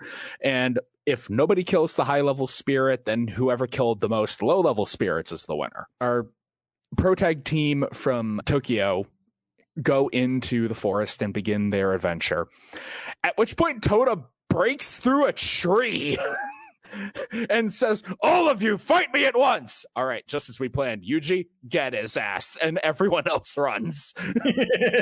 They basically, both sides had the same plan for completely different reasons. Because the because like the other factor is, when they're told the rules, it's like, you can interfere with the other team and you can even, disable them and knock them out. Just don't do anything permanent. But again, the Kyoto school doesn't think the rules apply to them, because again, their stated goal is not to win the competition, it's to kill Yuji. There is some level of whilst they do go into the motivations a little bit more at the end of this, there is to a large extent the impression that you get that the principal of the Kyoto school is a very petty and vindictive individual, because I have a feeling he'd be a lot less enthused about going through with this if it weren't for the fact that Gojo has consistently spat in his eye. Flipped in the bird in every sense in so many different ways. Mm-hmm. Mm-hmm. But basically, from a meta point of view, what ends up happening is the rest of this arc is divided into essentially one-on-one fights with a few exceptions, which actually do a pretty good job of taking place sequentially. Yeah. The greatest bro moment of all time, as Yuji and Toda are in the middle of their fight, and Toda turns to Yuji and says, all right, newbie, I've got a very important question for you. What kind of girls do you like? And Yuji thinks about it for a second and says, I like tall girls with big butts, like Jennifer Lawrence. And Toda, who is of the exact same caliber. He knows the way. He raises his head to the sky, tears pouring from his eyes, and a new memory is implanted in his mind of an event that did not happen, of he and Yuji having childhood bonding together. He has a flashback to their junior high days they didn't have. Like the narrator box specifically says, he now fantasizes about a history that they never had. Yuji, you are my brother, and I will make sure that you are strong! I think this is one of the only fights that actually gets cut away from, too, because it really helps build the next time we see this fight. They're calling each other brother and best friend. Yuji, my best friend. Yes, Toda, my brother. It's pretty great. It is the single greatest thing I've ever read in a manga. You just gotta know, if you're into tall girls with big butts like Jennifer Lawrence, you've got a bro for life. I'm glad to know that I have a spiritual brother out there. I mean, too. Oh my god. But before this can get too deep, we have to have a fight between a panda and a robot. yeah, I love when Mekamaru gets introduced. Everyone's like, that's just a robot on their team. But no, he's actually a remote droid being controlled by a person looking like he looks like a severe burn victim, because essentially what he says is his skin is too weak that even moonlight burns it. So I forget if it gets mentioned. He only has a left arm. The rest of his limbs are missing, and he has no feeling like below his waist. He looks like a weird mix of like All for One and the villain from Inspector Gadget. Yeah, I forget if it's mentioned in this part of the reading or not, but he's like in a bath full of like medical ointments, and like he's got like tubes giving him like needed medicine and stuff, and he's like, I am remote piloting this cursed doll, so he's like a puppeteer. And when he finds out that Panda is not a doll, but Panda is a what do they call them? Cursed objects. A cursed corpse. He's just like, oh, so you're not even a real person. And Panda's just like, wait. Panda's like, no, I am a real person. I am specifically the magnum opus of the greatest cursed corpse creator of all time, which is why I am a person. I know it's weird, but I just live with it. I'm going to be honest, if we're really doing like a one-for-one comparison, I'm technically 3 times the person you are. Most cursed corpses have a single core to them that powers them, and if you destroy that, you destroy the object. Panda has 3. His older brother and his younger sister. I love how they get away with revealing what his younger sister is, too. It's like, yeah, she got knocked out early in the fight. Because he wasn't aware that Mekamaru can like sense where his cores were and was like instantly getting one shot. So when he dodged that first attack, what had happened was Mekamaru had targeted the wrong core and just knocked his sister out. There's like the initial like, okay, we're fighting now, and they exchange some blows, and then Mekamaru almost immediately pulls out the finishing move, the Omni Gun, the ultimate cannon, and has to tank it because otherwise it would rip Kugisaki apart. Because they were nearby each other, and he tanks in it. It's like, wow, Panda is so strong. And then, later they reveal, yeah, I'm actually 3 people. Here's my gorilla form. Gorilla form's so good at close quarters combat, and is also better at using their cursed energy. And it's just a really cool fight of a back and forth between a robot and a panda, which I guess you weren't expecting when you picked up Jujutsu Kaisen, but here we are. But my favorite bit is Panda at one point, while going through their memories of how they're like a created organism, they're talking because Mekamaru is very upset about the fact, and I forget if Mekamaru brings this up or if Panda asks, like, if you had one wish, what would it be? And Mekamaru, like, does not answer, but you see from his perspective, it's him in a normal body walking away from, like, everything he's in. it's an incredibly poignant visual image because it only comes after a series of flashbacks of like his POV with the other Kyoto students sharing like various cutesy slice of life moments. Yeah, and it's just like, hey, I want to actually come along with you guys. I think he outright says to Panda that if he could walk away from this life, he would. But because of the condition he's in, he can't. He would give up all of his powers if it meant he could have a functioning body. Because he mentions he's got, like, the reason he's like this is because he was born with a curse on him that ate up, like, so much of his body to give him this power. The heavenly restriction. Which we find out there is an opposite version of this where you lose any ability to like interact with cursed energy at the upside of having significantly stronger physical attributes. And I'm like, wait a second, Yuji. Because that gets attributed to a character who is not named Yuji. But yeah, the thing I like about that exchange is that Panda's immediate reaction to that is, man, that's a real rough story. I'll help you out any time, but I'm definitely not going to let you kill my friend, and the pain you're going through is not justifying you trying so.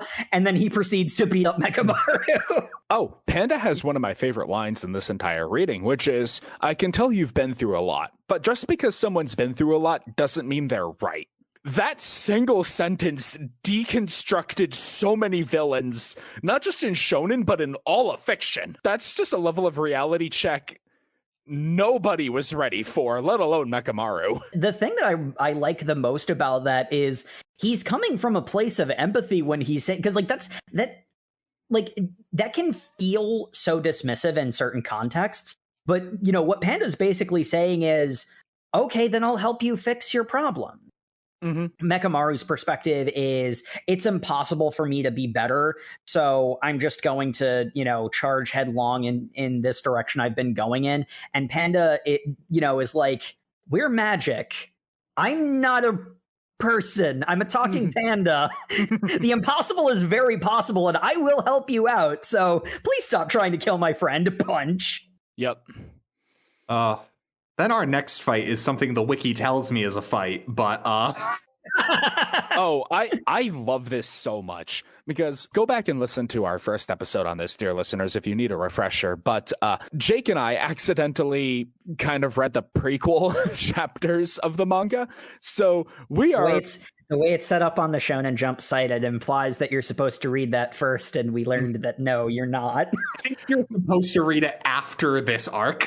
Yeah. You really are. But, like, at the same time, this gave me a context I was happy to have. Because it is ya girl Maki versus Miwa of the Kyoto school. It's like, oh, so two weapon users. Okay, this seems balanced. Like, sure, Maki can't actually, like, use cursed energy. All she can do is swing around cursed weapons. But... she should be able to, like, go toe-to-toe. It'll be a little interesting. And Maki clowns on Miwa so thoroughly.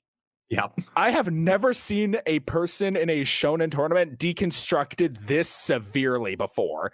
Well, to the point where Miwa introduces herself as Miwa the Useless for the rest of our reading. Because here's the thing, like, if you haven't read the prequels, you walk into this only knowing the stats that are constantly said of what different grades there are. And Maki's the lowest. She's grade 4. Yeah. She's like a full grade lower than everyone else. And you're like, oh, well, she's probably weak. And you're like, nope. There's some political nonsense going on. Because they talk about the fact that, like, despite the fact that she can't use cursed energy herself, she does have powers, because this is where we get the Maki is the one that's attributed with the superhuman abilities but no cursed energy thing.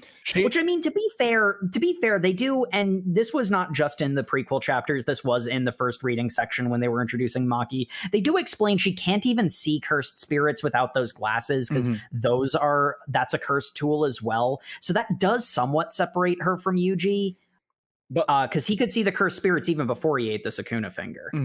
But yeah, Maki is very much the Rock Lee of this manga, and whoo boy, does she hit all of the notes that make Rock Lee the best character in Naruto. Yeah, they set it up like Maki is going to be a weak character with a gimmick. And no, she's just a really, really strong character with no gimmick. She's just strong. Yep. So she clowns the hell out of Miwa, and we move on to the next fight, which is Kugisaki versus Momo Nishimiya. The witch. The witch. Yeah, no, she is small, she ride on broom, she witch. I think she had a witch hat that gets knocked off. At some point. She's using the fact that she can fly to stay out of the way of Kugisaki's hammer and nails, which, fair. In a lot of ways, this fight ends up boiling down to a similar situation as Panda versus Mechamaru, because the witch girl being like, do you understand how hard it is for Mei Zenin, Maki's sister? She has to be perfect all the time because the world is particularly unkind unless women are perfect. Yeah, don't get me started on the witch girl mansplaining what it's like to be a female jujutsu sorcerer to Nobara. and then Nobara's immediate response is, "Yeah, cool. I deal with that too. You deal with that too. I don't care." Well, she specifically says, like, that just sounds so... I don't know the exact verbiage she uses, but I mean, she's exactly like, it just sounds like so constraining and so boring. Mm-hmm. Well, because, essentially the witch, it's Momo, right? Yep. Yes. Momo. Yeah, she's like, she hits her in the face and is like, oh, hope that didn't scar, because if you have a scar, if you were a guy, that means you're going to be super cool and will get hired forever. But if you're a woman with a scar, that means they think you're incompetent. And then Nobara, at the end of this, after she goes on her literal rant, just goes...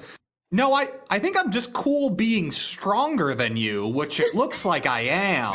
So, Nobara is so cool in this because she says, all right, yeah, don't care, didn't ask, plus L, plus ratio, plus I disabled your broom with my voodoo doll magic. Shut the hell up and die. I mean, you can be dead with a pretty face too, so I mean... It's very much the same sentiment that Panda had, but a lot less nice because it's Nobara. Nobara is not the type of person to spare your feelings. I like being pretty and I like being strong. I'm Nobara Kugisaki. Slams her in the face with a squeaky hammer, admittedly, because she doesn't want to actually kill her. Momentary thing was like, don't hit her in the face with the metal hammer. That will kill her. I've got a squeaky mallet. Use the squeaky hammer. And then Nobara is immediately shot by a gun. And then I'm like, who gave these children... Oh, yeah. It is a rubber bullet. It's okay. I'm just like, who gave these children guns? It still hits her in the temple. Rubber bullets can still be lethal. I mean, yes, they can, but...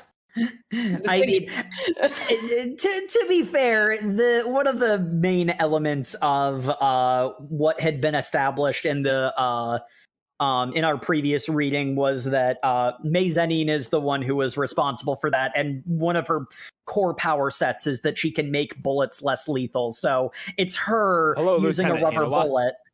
Yeah, that's Hinawa's power. I don't think that's hers. No, she did say that was in her power set, because I remember us making jokes about how her power is to make guns weaker. Yeah. I think that's equally dumb then. I'm going to be equal opportunity in how much I think controlling the strength of bullets with your magic system is dumb.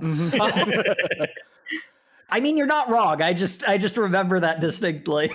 But it's like... But we get an amazing fight of a katana versus a gun. Uh-huh. And Maki wins. Because she's Maki. And they frame it from Mei's perspective. Maki is deflecting the bullets with the katana that she took from her previous opponent, Miwa. She's not deflecting. She's cutting bullets in half. Maki is counting out the number of shots, and Mei is like... She's going through her backstory, and the culmination of the fight end of it is that one of her curse techniques is that she can manifest objects. But it's a very, labor-intensive curse technique, so she can only summon small things, like a single bullet. That's why I use a 6-shooter, so that they count, did I fire 5 shots, or just 6? Do you feel you're lucky, punk? Yeah. The thrill of reloading in the middle of a battle. 12 shots. Meanwhile, they're having their backstory flashbacks that I can't tell if they're both remembering it or if they're talking about it to each other, but either way, there is the flashbacks of them both as twins because their family is gross and doesn't like them because they don't have magic powers and they're girls, so they can't be the heir. May's issue was that she had to be the heir because she could use the like this is very much a like twins are a bad omen situation, because May was going to be the heir, but May didn't want to be the heir. Maki did, but because Maki got superhuman strength instead of curse powers, she got ignored. Well, neither of them are the heir is the problem because they're both servants to the current leader, and the heir is actually the other guy in the next fight. Okay, yeah, that. Okay. Yeah, I will admit these backstories did have a bit of like world building lore dump feel to me because I'm like, okay, there are 3 set families of jujutsu sorcerers, and there's a whole bunch of politics with them. I'm sure you're setting up something for later. This is a lot right now, but okay. Yeah, I drowned in that a little bit, I guess. Yeah, I was just going to say, if you put it into terms of Naruto, and you remember the Hinata's family, it's similar to that. They have different... What? Oh god, you're right. This is literally the Hyuga clan political bull. This is the Chunin Exam. Yes.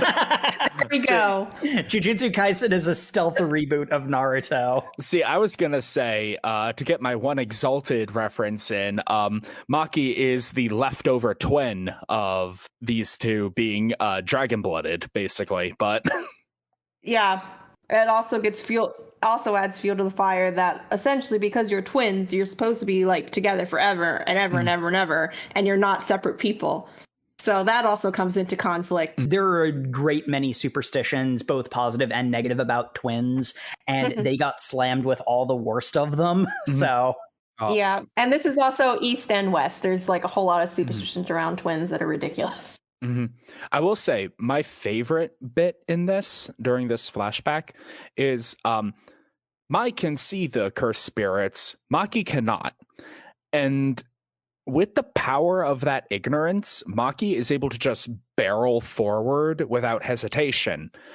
And this is displayed in a scene of them both being kids walking around the grounds of their family estate. Mai freezes up because she sees a cursed spirit, and Maki's like, "What is it?" "There's something there." "Then just close your eyes." "What?" "Just close your eyes, take my hand, and come on. If you can't see it, you can go past it." Mai respected and admired that forthrightness, that bullheadedness that just let her barrel through any problem, ignoring the problem to make it go away, or just being too stubborn to let the problem bother her. I think that's what I really like about that flashback, though, because it's not as simple as she respected it, because she holds a lot of resentment to her twin. Because she respected it. She also hates that she doesn't have that strength of will. Because they were constantly compared. Well, I mean, you were the faulty twin. This is the not as excellent, but still better than you twin. And well, more so, it's that Maki is like, she has everything to prove and has been fighting so hard to prove herself in spite of her disadvantage. Whereas Mai was perfectly content with how she was born in life. She didn't want to strive for anything because she knew not a lot was expected from her. But because Maki's striving so much, it puts more pressure on her, and that builds the resentment of, look at what your twin who was born without powers is doing. And that's why she's got the, like, I hate you attitude. That's like, I love how they both look back on that same memory with different feelings. Oh, yeah. And it's just more proof that Akutami sensei is great at character writing. And that is the conclusion of this fight, as Maki, despite being at an objective disadvantage, defeats Mai. I think the last bullet breaks the sword, but then... or no, that doesn't happen yet. The the 7th bullet in the 6th shooter is fired because Mai's ability is to basically fabricate things from whole cloth out of cursed energy. So she fires the 7th bullet, which no one expects out of a 6th shooter, and Maki just grabs it. Yeah, she catches it with her bare hand. I knew she did something absurd. And then that's when it's revealed in full that she has the super strength. It was hinted at before, but that's when it gets like, hey, this is how that just happened kind of deal. So, even your best couldn't defeat me. Well, enjoy sitting there being useless, little sister. Yep. And then Megumi has a fight. It's Yep, Megumi fights Kamo. And I will say, I really like Kamo's power, just because I am a simp for... I am a sucker, a simp and a sucker, for both archers and blood-based powers. So, hey, guess what my favorite FromSoft game is? And Elden Ring doesn't count. Kamo has the ability to perfectly manipulate his own blood, and that includes anything his own blood is splattered upon. So he can mark the fletching of his arrows with his own blood, and that lets him redirect them like funnels. Fushiguro has a pretty good line when he sees what's going on. He's like, I'm not saving you if you drop unconscious from anemia, because at this point the Tokyo team is still trying to win the competition. It's a cool fight. Megumi gets to summon some more of his spirits. He's actually recruited a new one to replace the dogs that we are revealed died permanently when they were destroyed. But he did get an elephant that shoots water. Max to elephant. He got a cute pachyderm, and he does have one more dog that is also a super dog, which I'm gonna say is it's because the other dog absorbed the power of the first dog. So it became a werewolf. A truly great sacrifice, but yes, what's done is done. And then they have a flashback, but there's not a lot to it from Noritoshi. Like, he's got like, yes, I am the heir to the family, but I am from a sub-family because the main wife could only give birth to those two twins and not a male heir. So essentially he was a concubine's son, so not the legal main wife or whatever, but apparently the main wife had children, but they were daughters. Yeah. Well, it was the twins. It was the twins. Yeah. So by obvious result of that, he became the new heir. But leading up to that, there was a lot of like rejection leading up to that, because obviously he makes a comment about like, why is his mom being treated so poorly and everything, and his existence didn't seem to matter until it was convenient for the family. Yeah. I'm going to be honest, at this point, I kind of clocked out on the Zenin family backstory, because I'm like, they've built it up. The Zenin family politics was like when I keyed in, because it's just like, oh, this reminds me of so many. The Hyuga clan. Yes. I mean, the more I say it, the more it sounds like it. But it's like, at this point, I kind of put it in the part of my brain of like, I'm aware this is happening. Like, clearly I'm talking about it, so I remembered it happening. I'm like, if we do a Zenin family arc in the future, I will remember this. As of now, I'm kind of done with this backstory because it's 2 fights in a row. Conveniently, this fight gets interrupted. So this fight gets interrupted by evil trees. Trees are evil. I mean, yes, that's what they've taught me. Megumi and Kamo's in the fight for a little bit, and then Maki shows up midway through as Hanami, the tree demon. I keep saying demon, it's cursed spirit, but effectively the same thing. They're functionally demons, yeah. Oh, did we mention my favorite way that Kyoto character was eliminated yet? No, we can if you want. After Mekamaru was defeated, Panda, he gave his whole thing of, I'll help you out anytime, bro. And he goes to walk away. Oh, by the way, let me borrow your phone. And, that just is forgotten about for a while. Oh, that's right. That's forgotten about for a while until we see Momo just walking through the woods without her sword, like, well, I've got nothing now. And her phone rings. She answers it and says, hi, Momo the Useless here. Moshi Moshi. Miwa. Momo is the witch. Or it's, Miwa. Miwa, yeah. And she says, hello. Oh, yes. Yeah. Hello, Miwa the Useless here. Moshi Mosh. And she just hears, sleep. As that's terrifying. God. Yeah, boy. The main man. Oh, Toge is the real MVP of this arc, because yes, he is set up as the demon everyone is afraid to fight 1v1 and just appears out of the shadows to win. Yep. He uses his cursed speech by just going through the contacts on Mekamaru's phone and knocking out the various Kyoto kids. Unfortunately, he only gets Miwa Anyone who with it. picks up, because Miwa was the only one who picked up. He only gets Miwa before Hanami shows up. But Hanami shows up because the principal of the Kyoto school, they said it was a rank 2 cursed spirit. That was the like main goal of this, but they're like, we really want to kill Yuji. Let's go all the way up to a rank 1.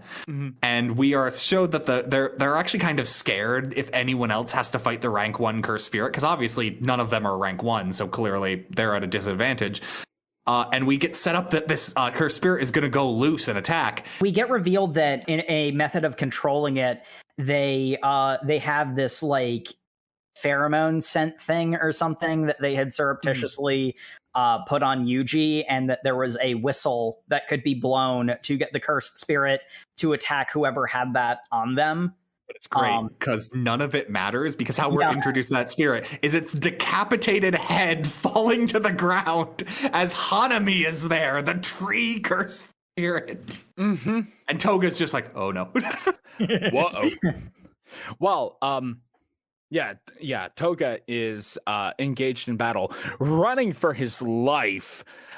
He wanders upon the battle between Megumi and Kamo, and it's like, is that Toga-senpai? Because, again, the whole thing with Toga is he speaks only in rice ball. Sushi ingredients. Sushi rice ingredient. No, it's rice ball. Oh, is it rice ball? Rice ball ingredients, because his cursed speech power is so great that he has to speak innocuous things so as not to strain himself or threaten others.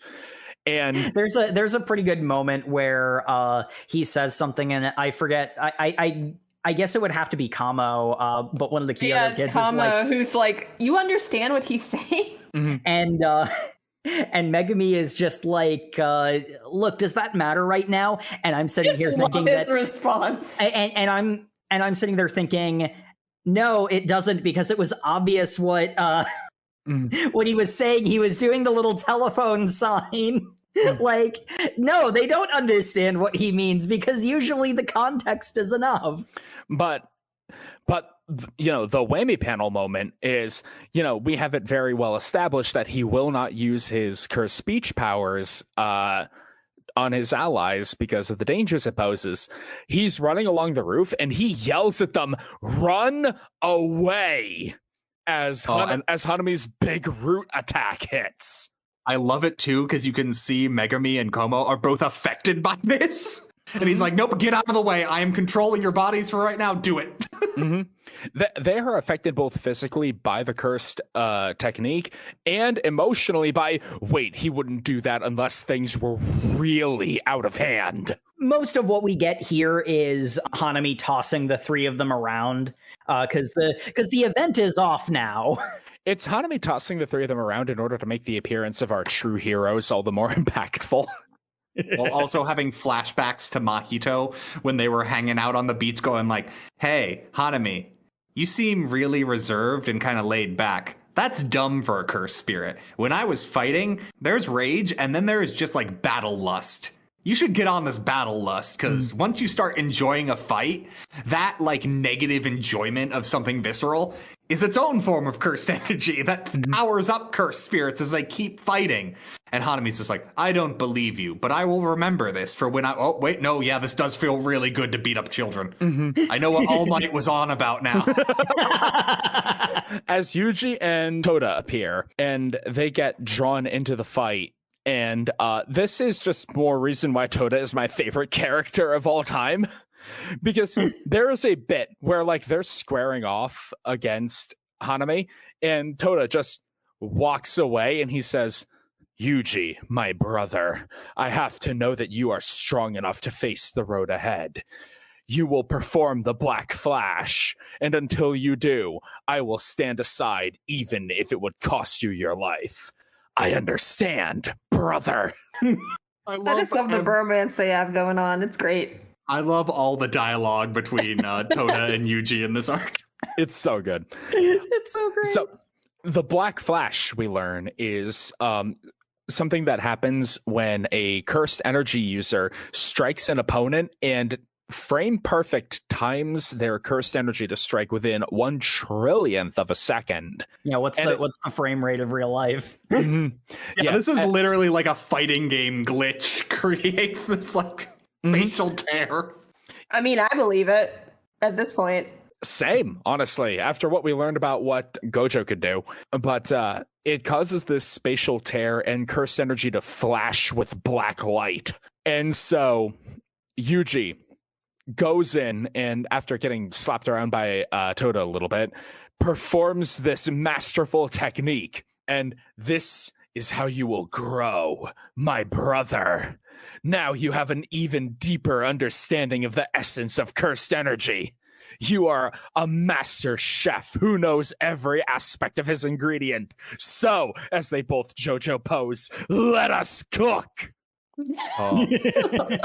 My favorite part is shortly after this, they cut to, for some reason, a documentary style filming technique in the panel. Yeah. like they're interviewing Nanami for like, it's like you're watching like a cutaway on like History Channel of like, we asked an expert about how many black flashes he's performed. Well, I've done it once and it's really reasonable. I think on my best day, how many times I've done it consecutively? I did it 4 times, and I got really lucky. Meanwhile, Yuji does it 3 times in a row. No, like, Yuji does it 4 times in a row. He gets 4 black flashes. Well, yeah.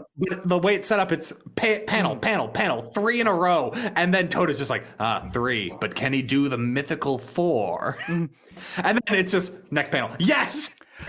I always had this premonition about you, brother.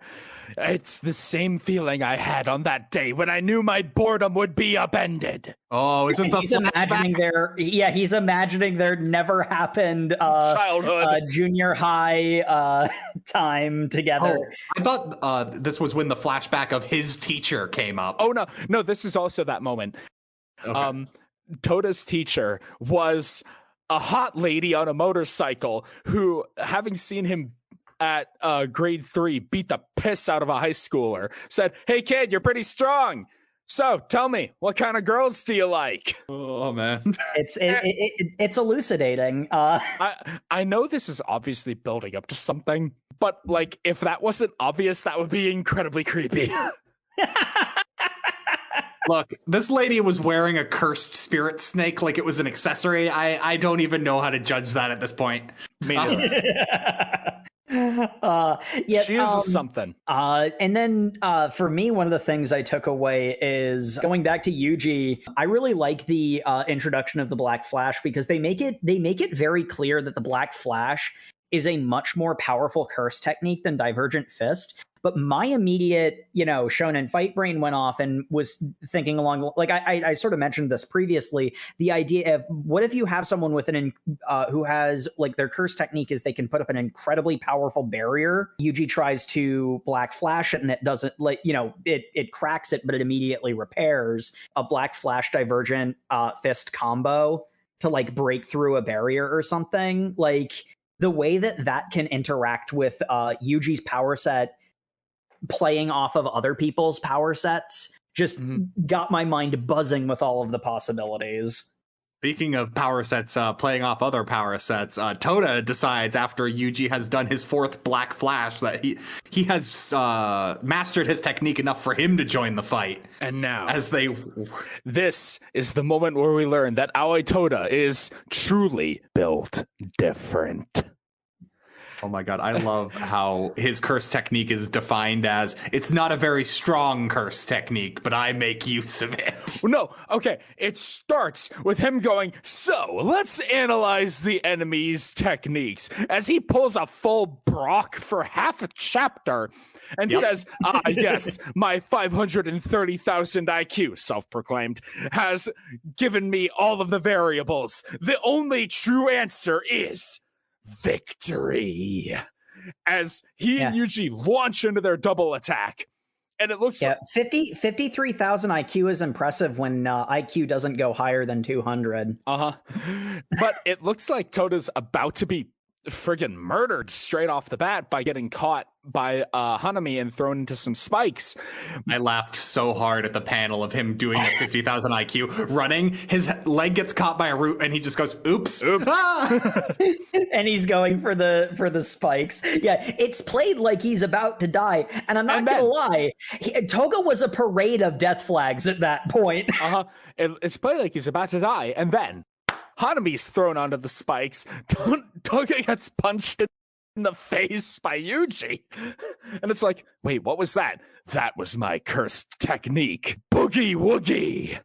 When I clap my hands, I can make things with cursed energy swap positions. I think it says something about Toda's character that I was unsure whether or not his curse technique was called Boogie Woogie or if he just said Boogie Woogie to punctuate his sentence.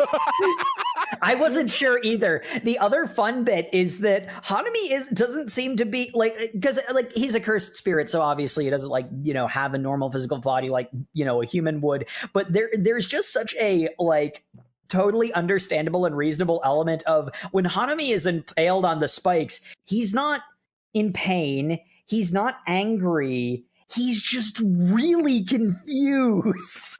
Wait, how am I here? The guy was supposed to be what? Hello?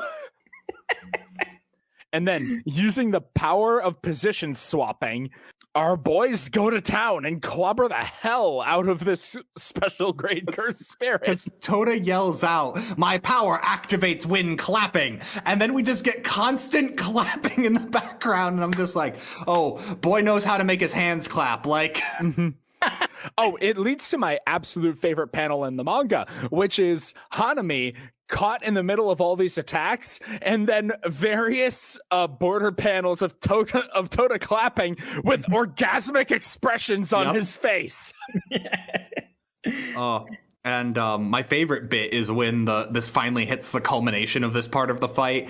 This sets up what had been said earlier when curse techniques were being explained by Nanami, is sometimes you can mislead your opponent because he's set up, and then Toda claps real loud at one point, and Hanami at this point had gotten used to the technique, reflexively turns to where he expects Yuji's punch to come from, then looks to see that's still Toda, and Toda just goes, "You idiot. It doesn't happen every time I clap my hands." Oh no! Because it's such a moment of conditioning the enemy in a fighting game.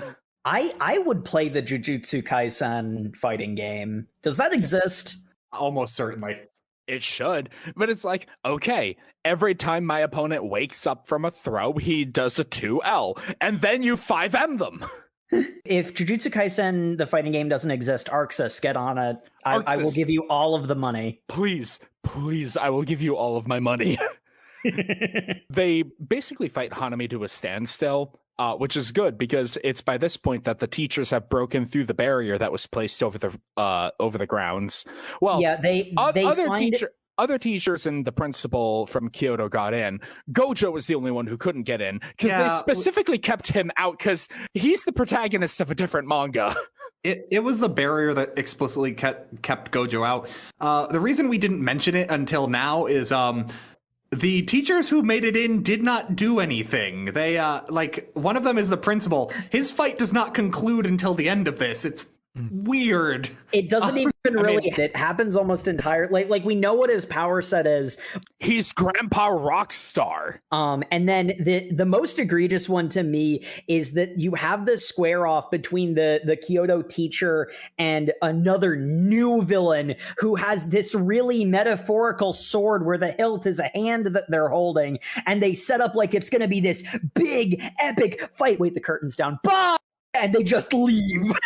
Well, probably for good reason, because the second the curtain goes down, Gojo just smiles while Bleach standing in the air on his reishi, and then goes, "Ah, yes. Ah, didn't you know? I am the Saitama of this world.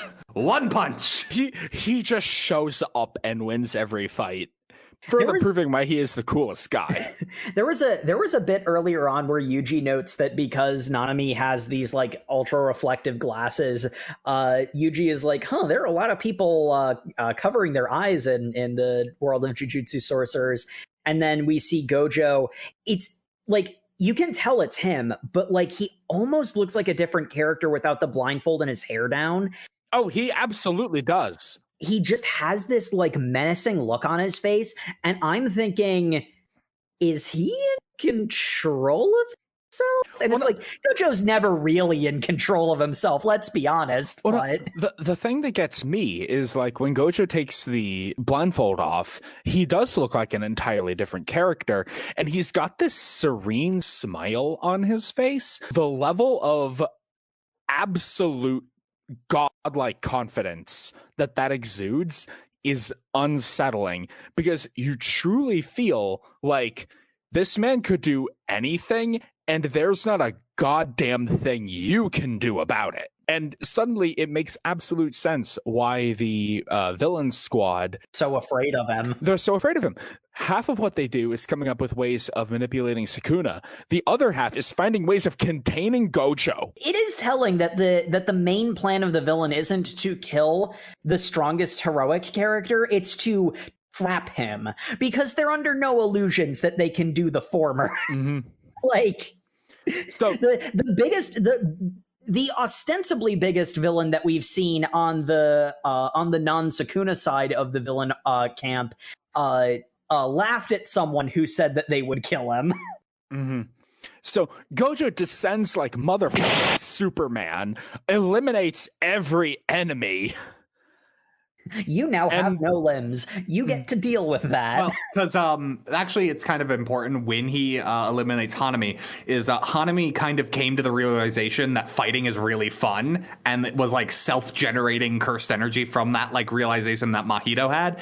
And from that, he was like, I have unlocked my domain expansion. I will kill these children now, and is about to do that. That's when Gojo's like, oh, barrier's down.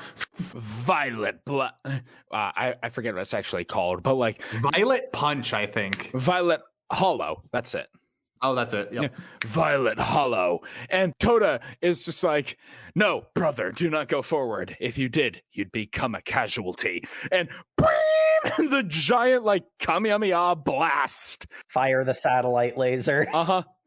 Yeah, the space colony arc, he's pissing on the moon. It erases Hanami from the scene. Hanami's not dead, admittedly, but he's no longer relevant. There's also the element of Gojo admits that like I used so much cursed energy that I could not track him because it was basically just a wall of it. I don't know if he got away or not. And now wrap up. Everyone is thinking, well, I guess maybe we should, or all of the staff is thinking, we should call off the Goodwill event. That didn't, go well. And then Gojo brings the student, both sets of students in. What are you talking about? What are we doing tomorrow? This was fun. As it's like there's the somber moment of because like. Oh, yeah. 9 members of staff got killed. Yeah. Because thing we forgot to mention, while all these shenanigans were happening out on the battlefield, Mahito broke into Jujutsu High and stole 6 of Sukuna's fingers. Yeah. And murdered several people on the way. I forget exactly who all's having this conversation. I believe Gojo is not in the room at the time. Or actually, no, I think it's the villains having a conversation after, like it's a flashback to them planning this attack. And they're mentioning that Jujutsu High has way more Sukuna fingers than at least the vessel is aware of. I'm pretty sure Gojo doesn't know either because he probably would have taken them and given them to Yuji, but the rest of the staff doesn't want the vessel getting overwhelmed. It's Gojo. He probably knew. I mean, the interesting thing about Gojo is that his omnipotence is not paired with omniscience. Yeah, so it's hard to say, but I have a feeling that he's perceptive enough to have recognized the situation. Toda has got a great line about like, well, mourning really should only be people, the people affected by things, and I'm like, ooh, Toda, that's a call and a half, I guess, but okay. My favorite part about this is the fact that Toda keeps showing up and everyone is surprised by it when he's like, Yuji, my brother, of course I would always find you to be involved in these intense emotional situations. I really wasn't myself during all of that. Please can you stop? No, we are brothers. Please let me alone. Yeah, I love it so much because that scene's immediately after Megumi and is in bed because of his like fight with Hanami. He's like getting some rest. Nobara and Yuji are just like messing around on both sides of his bed because the trio is back together. And Nobara is just ribbing Yuji for like, what was that nonsense with Toda? You're his brother now? Were you drunk? Like, and You're his like, buddy now, huh? I mean, I wouldn't say that. I got caught up in the moment. Please don't. Just, I'm really embarrassed. He's been really weird ever since. Please don't encourage this. At which point she proceeds to encourage it, because of course she does. And then what eventually ends up happening is the Goodwill event continues on. They pull an event randomly out of a box and choose a baseball game, which, concerning how weird it appears to be, Gojo probably put it in. The fact that he was fleeing the scene once everyone read it out loud implies that as well. He fled the scene whistling casually. Gojo, get back here! Because I think when this was being set up in the training arc that was however many months ago we read this, they implied that the second half of the tournament arc was like a one-on-one tournament arc, like very Chunin Exam. Clearly that wasn't going to happen, and they're like, well, technically an event can be whatever you want. So we decided to mix it up. And we play baseball, and it's great because there's just everyone in baseball uniforms playing a game of baseball, and it's very interstitial to the conversation happening between Gojo and the principal of just like, hey, look, you know why I tried to kill Yuji, right? We can't make exceptions for people, because if we make exceptions, then what are the rules for? Mm-hmm. And also, I don't know best way to phrase this. You're a megalomaniac, and I think your false confidence is going to get everyone killed. And Gojo's just like, you know, fair point, but also I'm the best, so shut up. And then we get the Tokyo principal mentioning that basically more eloquently putting into words what Gojo's perspective is, hey, maybe those rules are bad because Yuji has done way more good being alive, and our situation would be noticeably worse without him. And it's like, there's not really, like, they don't come to an agreement because neither, side can really, point to an objective truth that, proves their point. One of them is concerned about the future, and the other is concerned about the here and now. So. I sort of like this because there's basically instead of it being a horror whammy panel, it's a punchline whammy panel of we're playing baseball now, and it's it's more than a whammy panel. This entire thing is filled with great jokes. Like Mekamaru, since his body got destroyed, he's playing as a pitching machine. But no, because I'm going back a chapter before that, because what I'm saying is there was the wrap up of the conflict, and then what most manga would do is you have the punchline whammy panel of we're playing baseball now, and then move on to the next arc. No, we're doing a whole chapter of baseball. We see a whole ass baseball game. And it's like, but they use it to actually have this philosophical discussion of like, the Kyoto principle does actually have a legitimate point. He's not just an evil, spiteful asshole. He does have a reason for what he's doing. That also might be a factor in addition, but like, there is a real reason to be concerned about Yuji. But at the same time, maybe don't kill this nice guy who saved many, many people. I'm just saying the real takeaway is I tricked all of you into reading a sports manga. Damn it! It took all these years, but he got us! Oh, my favorite bit is this ends too with Toda going up to bat, and he's just like, my brother Yuji, who's being the catcher right now, and Nobara just beans him in the head, and every single person involved goes, nice pitch, nice pitch, nice pitch. I don't think people like you. No. Okay, Toda falls over and looks like he's dead, and I'm like, is this the final episode of Samurai Champloo? And there's Yuji holding Toda, expecting people to be concerned, and then the nice pitch, and Yuji just has this like terrified look at his face, like, Toda, you are truly hated. Which I don't get. Anyway, he's delightful. But anyway, in the end, I would not want to be in his presence. Like, let's be honest. Oh, no, He's delightful to read about. Oh, no, that's the thing. Why is he a cursed energy user despite being a font of positivity? It's because he is overwhelming. The Tokyo team wins 2-0, which is an insanely low score for baseball. Well, we do see what happened to one of the "it should have been a home run" hits. Yeah, so. I mean, fair, yes. That's the end of the Kyoto Goodwill Games arc. And the end of our reading. Everybody, a very, very, very, very important question. What kind of girls do you like? I think obviously the most obvious answer to start with, Jay. What? Jay. I don't know how to answer this question. Jay, what kind of girls do you like? Why don't you come back to me? All right. Well, I will respond and say yes. A fair answer. I mean, I feel you've mentioned that you kin with Toda, so Exactly. I have never spiritually connected with a manga character more than when Toda said, I like tall girls with big butts. Okay. But, yeah, Jacob. And we're doing the full round for this one. Yes. I mean, I put this on as a joke. I didn't think we'd actually do it. All right, so I guess since we're doing this, actually, funnily enough, I have mentioned in other episodes that I like blondes. So blondes, I like ponytails, and green eyes slay me. Though I do have to admit that Sam's answer of yes is a pretty damn good answer. So For further reading, watch Showcat's I Like Girls video. Matt.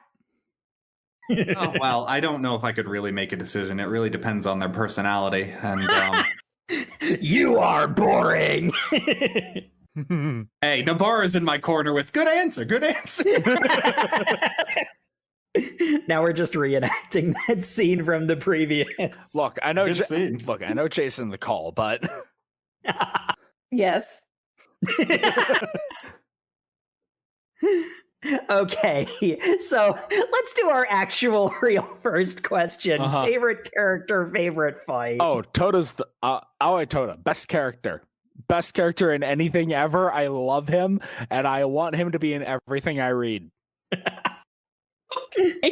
Favorite fight. I think it would actually have to be Maki and Mai. Not because it was a particularly intricate fight, but because it brought out the deepest feelings of those characters, and a good fight really does get down to the core of why the conflict is happening, and those two beating the absolute piss out of each other because of their childhood experiences and their diametrically opposed remembrance of it was very compelling. I can go. I guess my favorite character in all of this reading, Mahito, I really enjoy. I think he's a great villain. I love his power set and everything. Nanami is second favorite, and their fight would probably be my second favorite fight, with the whole ratioed and like shaping their own soul. It's really strong. I just would feel remiss if I didn't say Mekamaru versus Panda is probably my favorite fight. Just because that fight was very fun. Yeah, when I was reading Jujutsu Kaisen week to week, like getting up to this point, I wasn't sure how I felt about the series. I was just like, this is fun, but like it had like parts it was dragging on me, and I'm like, it could be other things. Panda versus Mekamaru was when it hit the right amount of like, hey, this power system we have does some weird things. Are you on board? And I'm like, I am on board. Let's go with the remote puppeted android fighting the corpse of a panda with the soul of a gorilla, and also there's a third soul you're not telling me about. Nice. And like, we kind of glossed over it, but there is a real deep through line in that of like the nature of what it is to be alive that I really enjoyed. It's a not necessarily a more serious, but it is a exploration that takes more time of the everything that lives has a heart idea that Eden Zero has. Yeah. And Jay, favorite character, favorite fight? So, as far as the I'll do the inverse. So favorite fight, that kind of already took the words out of my mouth. That was my favorite fight, mostly because I really enjoyed the dynamism that was provided for Panda and the fact that he had multiple cores. And it was just really interesting to find more about his backstory, mostly the fact that it wasn't immediately apparent to myself that he was essentially a doll. I don't know. So that was some lore that was kind of new and refreshing for me. They and finally I also explained why the panda could talk. I mean, if you look into my repertoire of shows I get really into, this is doesn't even register anymore. So sure, pandas can talk. So my favorite character, Mahito. I just really like his aesthetic and his dynamic. It really reminded me of, not to get ahead of myself here, but My Hero Academia and Dabi. I also have to say that I really have to give it up to, can't remember name, but I'm going to go with Little Maki. Witch Academia. No, I absolutely hate that series. Do not ever mention that to my face. Momo? No, Okay. I just said Maki. Is your favorite character? Yes. Okay. Maki's pretty good. For me, in all honesty, I can't even say exactly why, but the characters didn't really thrill me. And I think I had that same sort of impression last time, though I will say one of the things that I I didn't dislike any of the characters. Basically, everybody had, every character who was a character had, a moment that, gave them an endearing quality, to attach to. So it's just nobody really stood out for me, I think is the best way of putting it. But whilst Yuji in a lot of ways is a unique take on a pretty traditionalist shonen protagonist, and I like him, and I felt the need to shout him out, and Maki continues to be cool in the exact same ways that made her my favorite last time. I think the character that stood out the most to me was actually Panda, and it's entirely because I've never seen a character in such an empathetic way say, life can suck for everybody, get over it. Uh-huh. Oh, no, that was the thing I loved the absolute most about him. It was said with such empathy, despite how it's like the literal words seem dismissive, but it was it's similar to the just because someone's in pain doesn't mean they're right. Or actually, no, this is what Panda says. That sentiment is so important, so real world valuable. And the fact that he was so reflexively willing to be like, oh, you're not happy right now? I'll help you out. You're saying it's impossible? We're magic. We'll figure it out. Mm-hmm. Like that is so endearing, and that's such a mature perspective, the kind of thing I'd aspire to. I'd want to be in a world like Jujutsu Kaisen. I'd want to be like Panda. He really seems like he's got himself together. As for favorite fight, this I do feel a lot stronger about, and despite the fact that there were a pretty good number of good fights, the one that stood out in my mind the most was actually Yuji versus Mahito, just because I felt that the choreography was the strongest in their one-on-one right after Junpei had been killed. It was just a really, dynamic, mobile fight that was fun for me to read, so that would be my pick in that category. Though what Sam mentioned about the Maki and Mai fight having a little bit more intellectual depth is definitely a good second for me. Mm-hmm. I think I will pick up on that. Like, all the fights in here do have like really good like dynamic angles to them. Like, there's very few times they're set just giving you like a normal straight on perspective. They'll do like weird upshots and everything, and it's like a real film quality to it. Yeah, it gives it gives the sequential art a lot of movement. Mm-hmm. But anyway, now that I know we wanted to ask this last time because I wanted to ask this, but we came to the conclusion we hadn't gone through the Kyoto Goodwill arc, and actually the versus Mahito arc is also very important. How do you all feel about the cursed energy power system now that you've actually gotten to see multiple people use it beyond Yuji just punching good with it, and Gojo, I guess, using it? Yeah. I'm in love with it. I find it difficult to understand conceptually. I am just completely infatuated with it. I want to see more of it. I find it a very compelling and complex system, and I just want more. For me, it's definitely grown on me quite a lot. I don't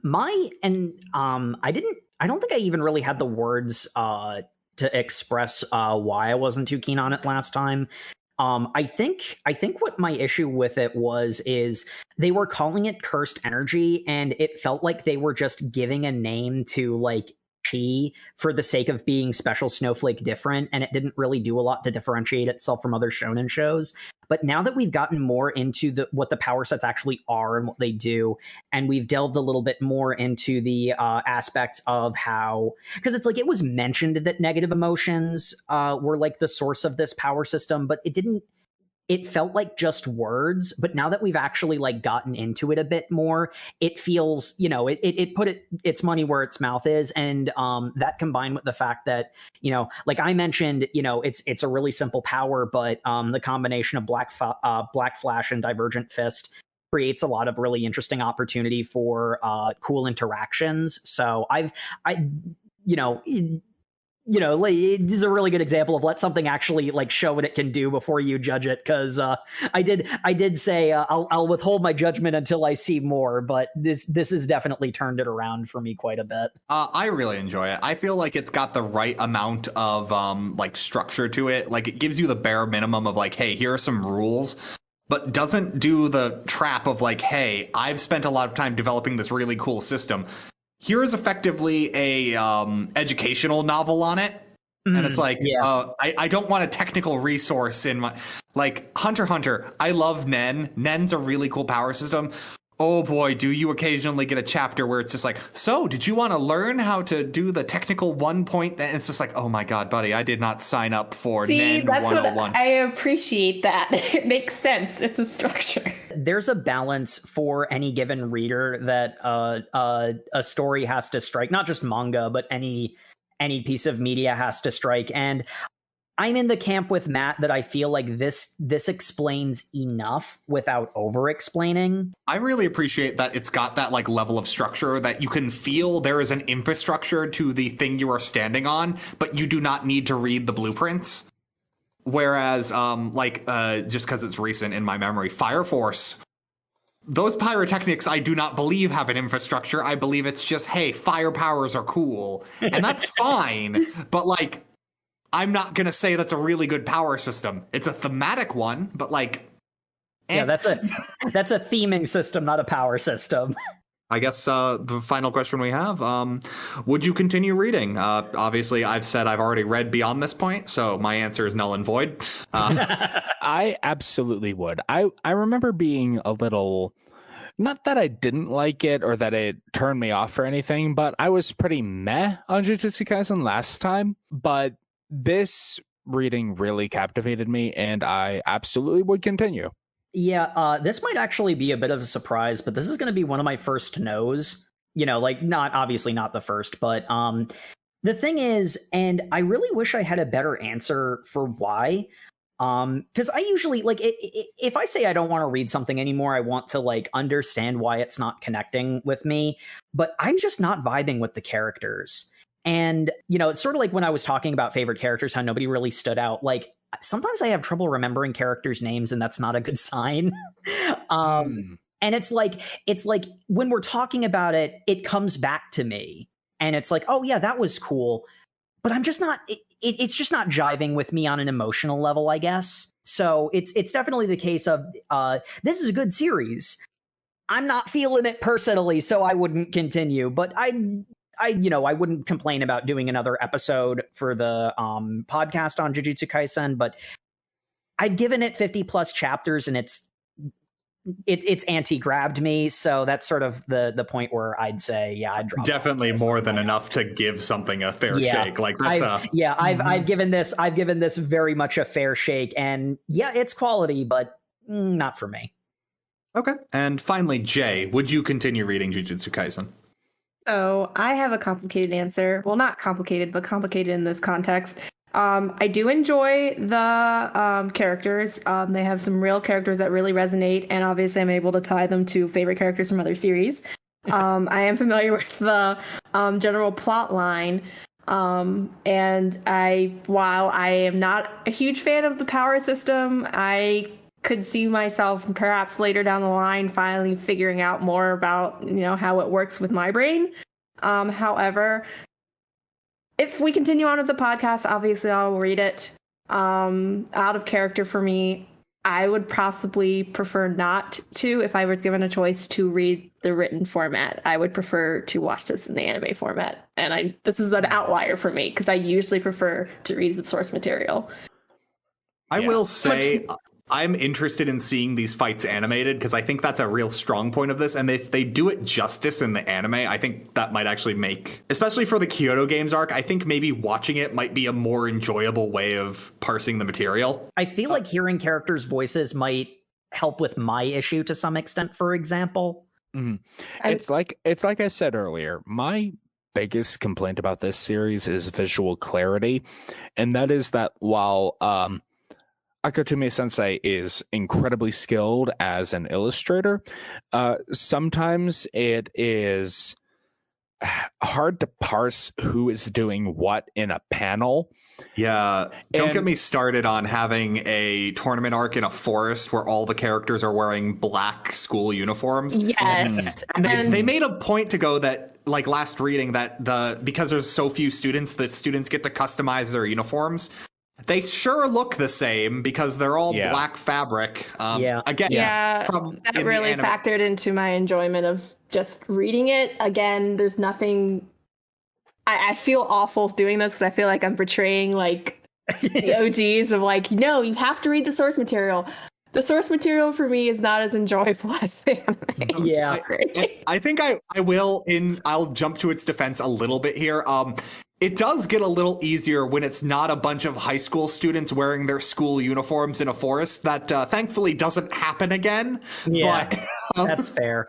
It's I looked up clips from the anime for the section that we read, and I found the visual clarity in that to be far higher.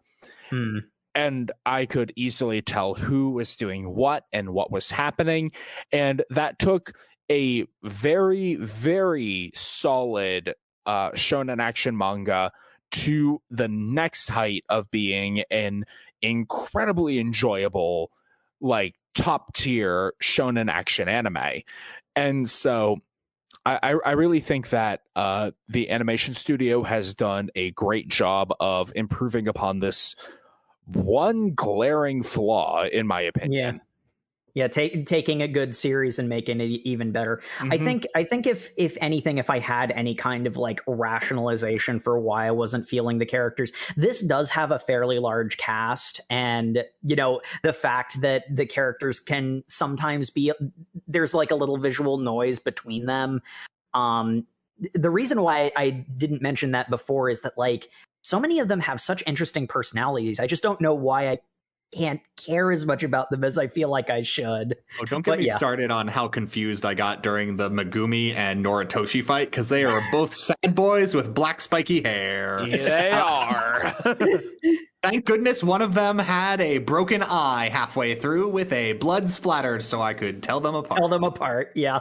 So basically, dear listener, this is basically a soft recommendation from everyone with the caveat that it might not be for you, and you're probably going to know before you get to this point. So All right. So, thus takes us to the end of our reading and the end of our discussion. So, thank you everyone once again for tuning in to the Over Manga Cast. Be sure to follow us on all of the social medias where we are at Over Manga Cast on Facebook, Twitter, Instagram, probably something else, but I try not to pay attention to social media. I often fail, but I try. You need to pay attention to all the social media to increase your cursed energy. You can seriously, Twitter is an incredible source of cursed energy, or just cursed. It is. But you can also leave us a review on your podcatcher of choice. We love getting those. We love hearing from you. If you have any suggestions for the show, love hearing them. If you want anything for us to read, we'll get around to it. Spring is a packed month for things coming out, but And Spring is a packed month, all right. And if you want to comment on individual episodes, YouTube is a great place to give us individual comments and get some engagement there. Yep, like, comment, subscribe, all the good stuff. Ring the bell. And Sam, speaking of all the good stuff, what are we reading next week? Well, we said that this upcoming season was packed full of anime releases, and that includes, for some reason, Thermai Is getting a second anime, which is not a season 2. It's just reanimated because the original season was back in the time where they were doing real cheapo seasons for stuff. Awa Invictus, and make sure to read Thermai chapters 1 through 17, and we'll see you next week. Good night, everybody. Peace. good night, everybody. Good night.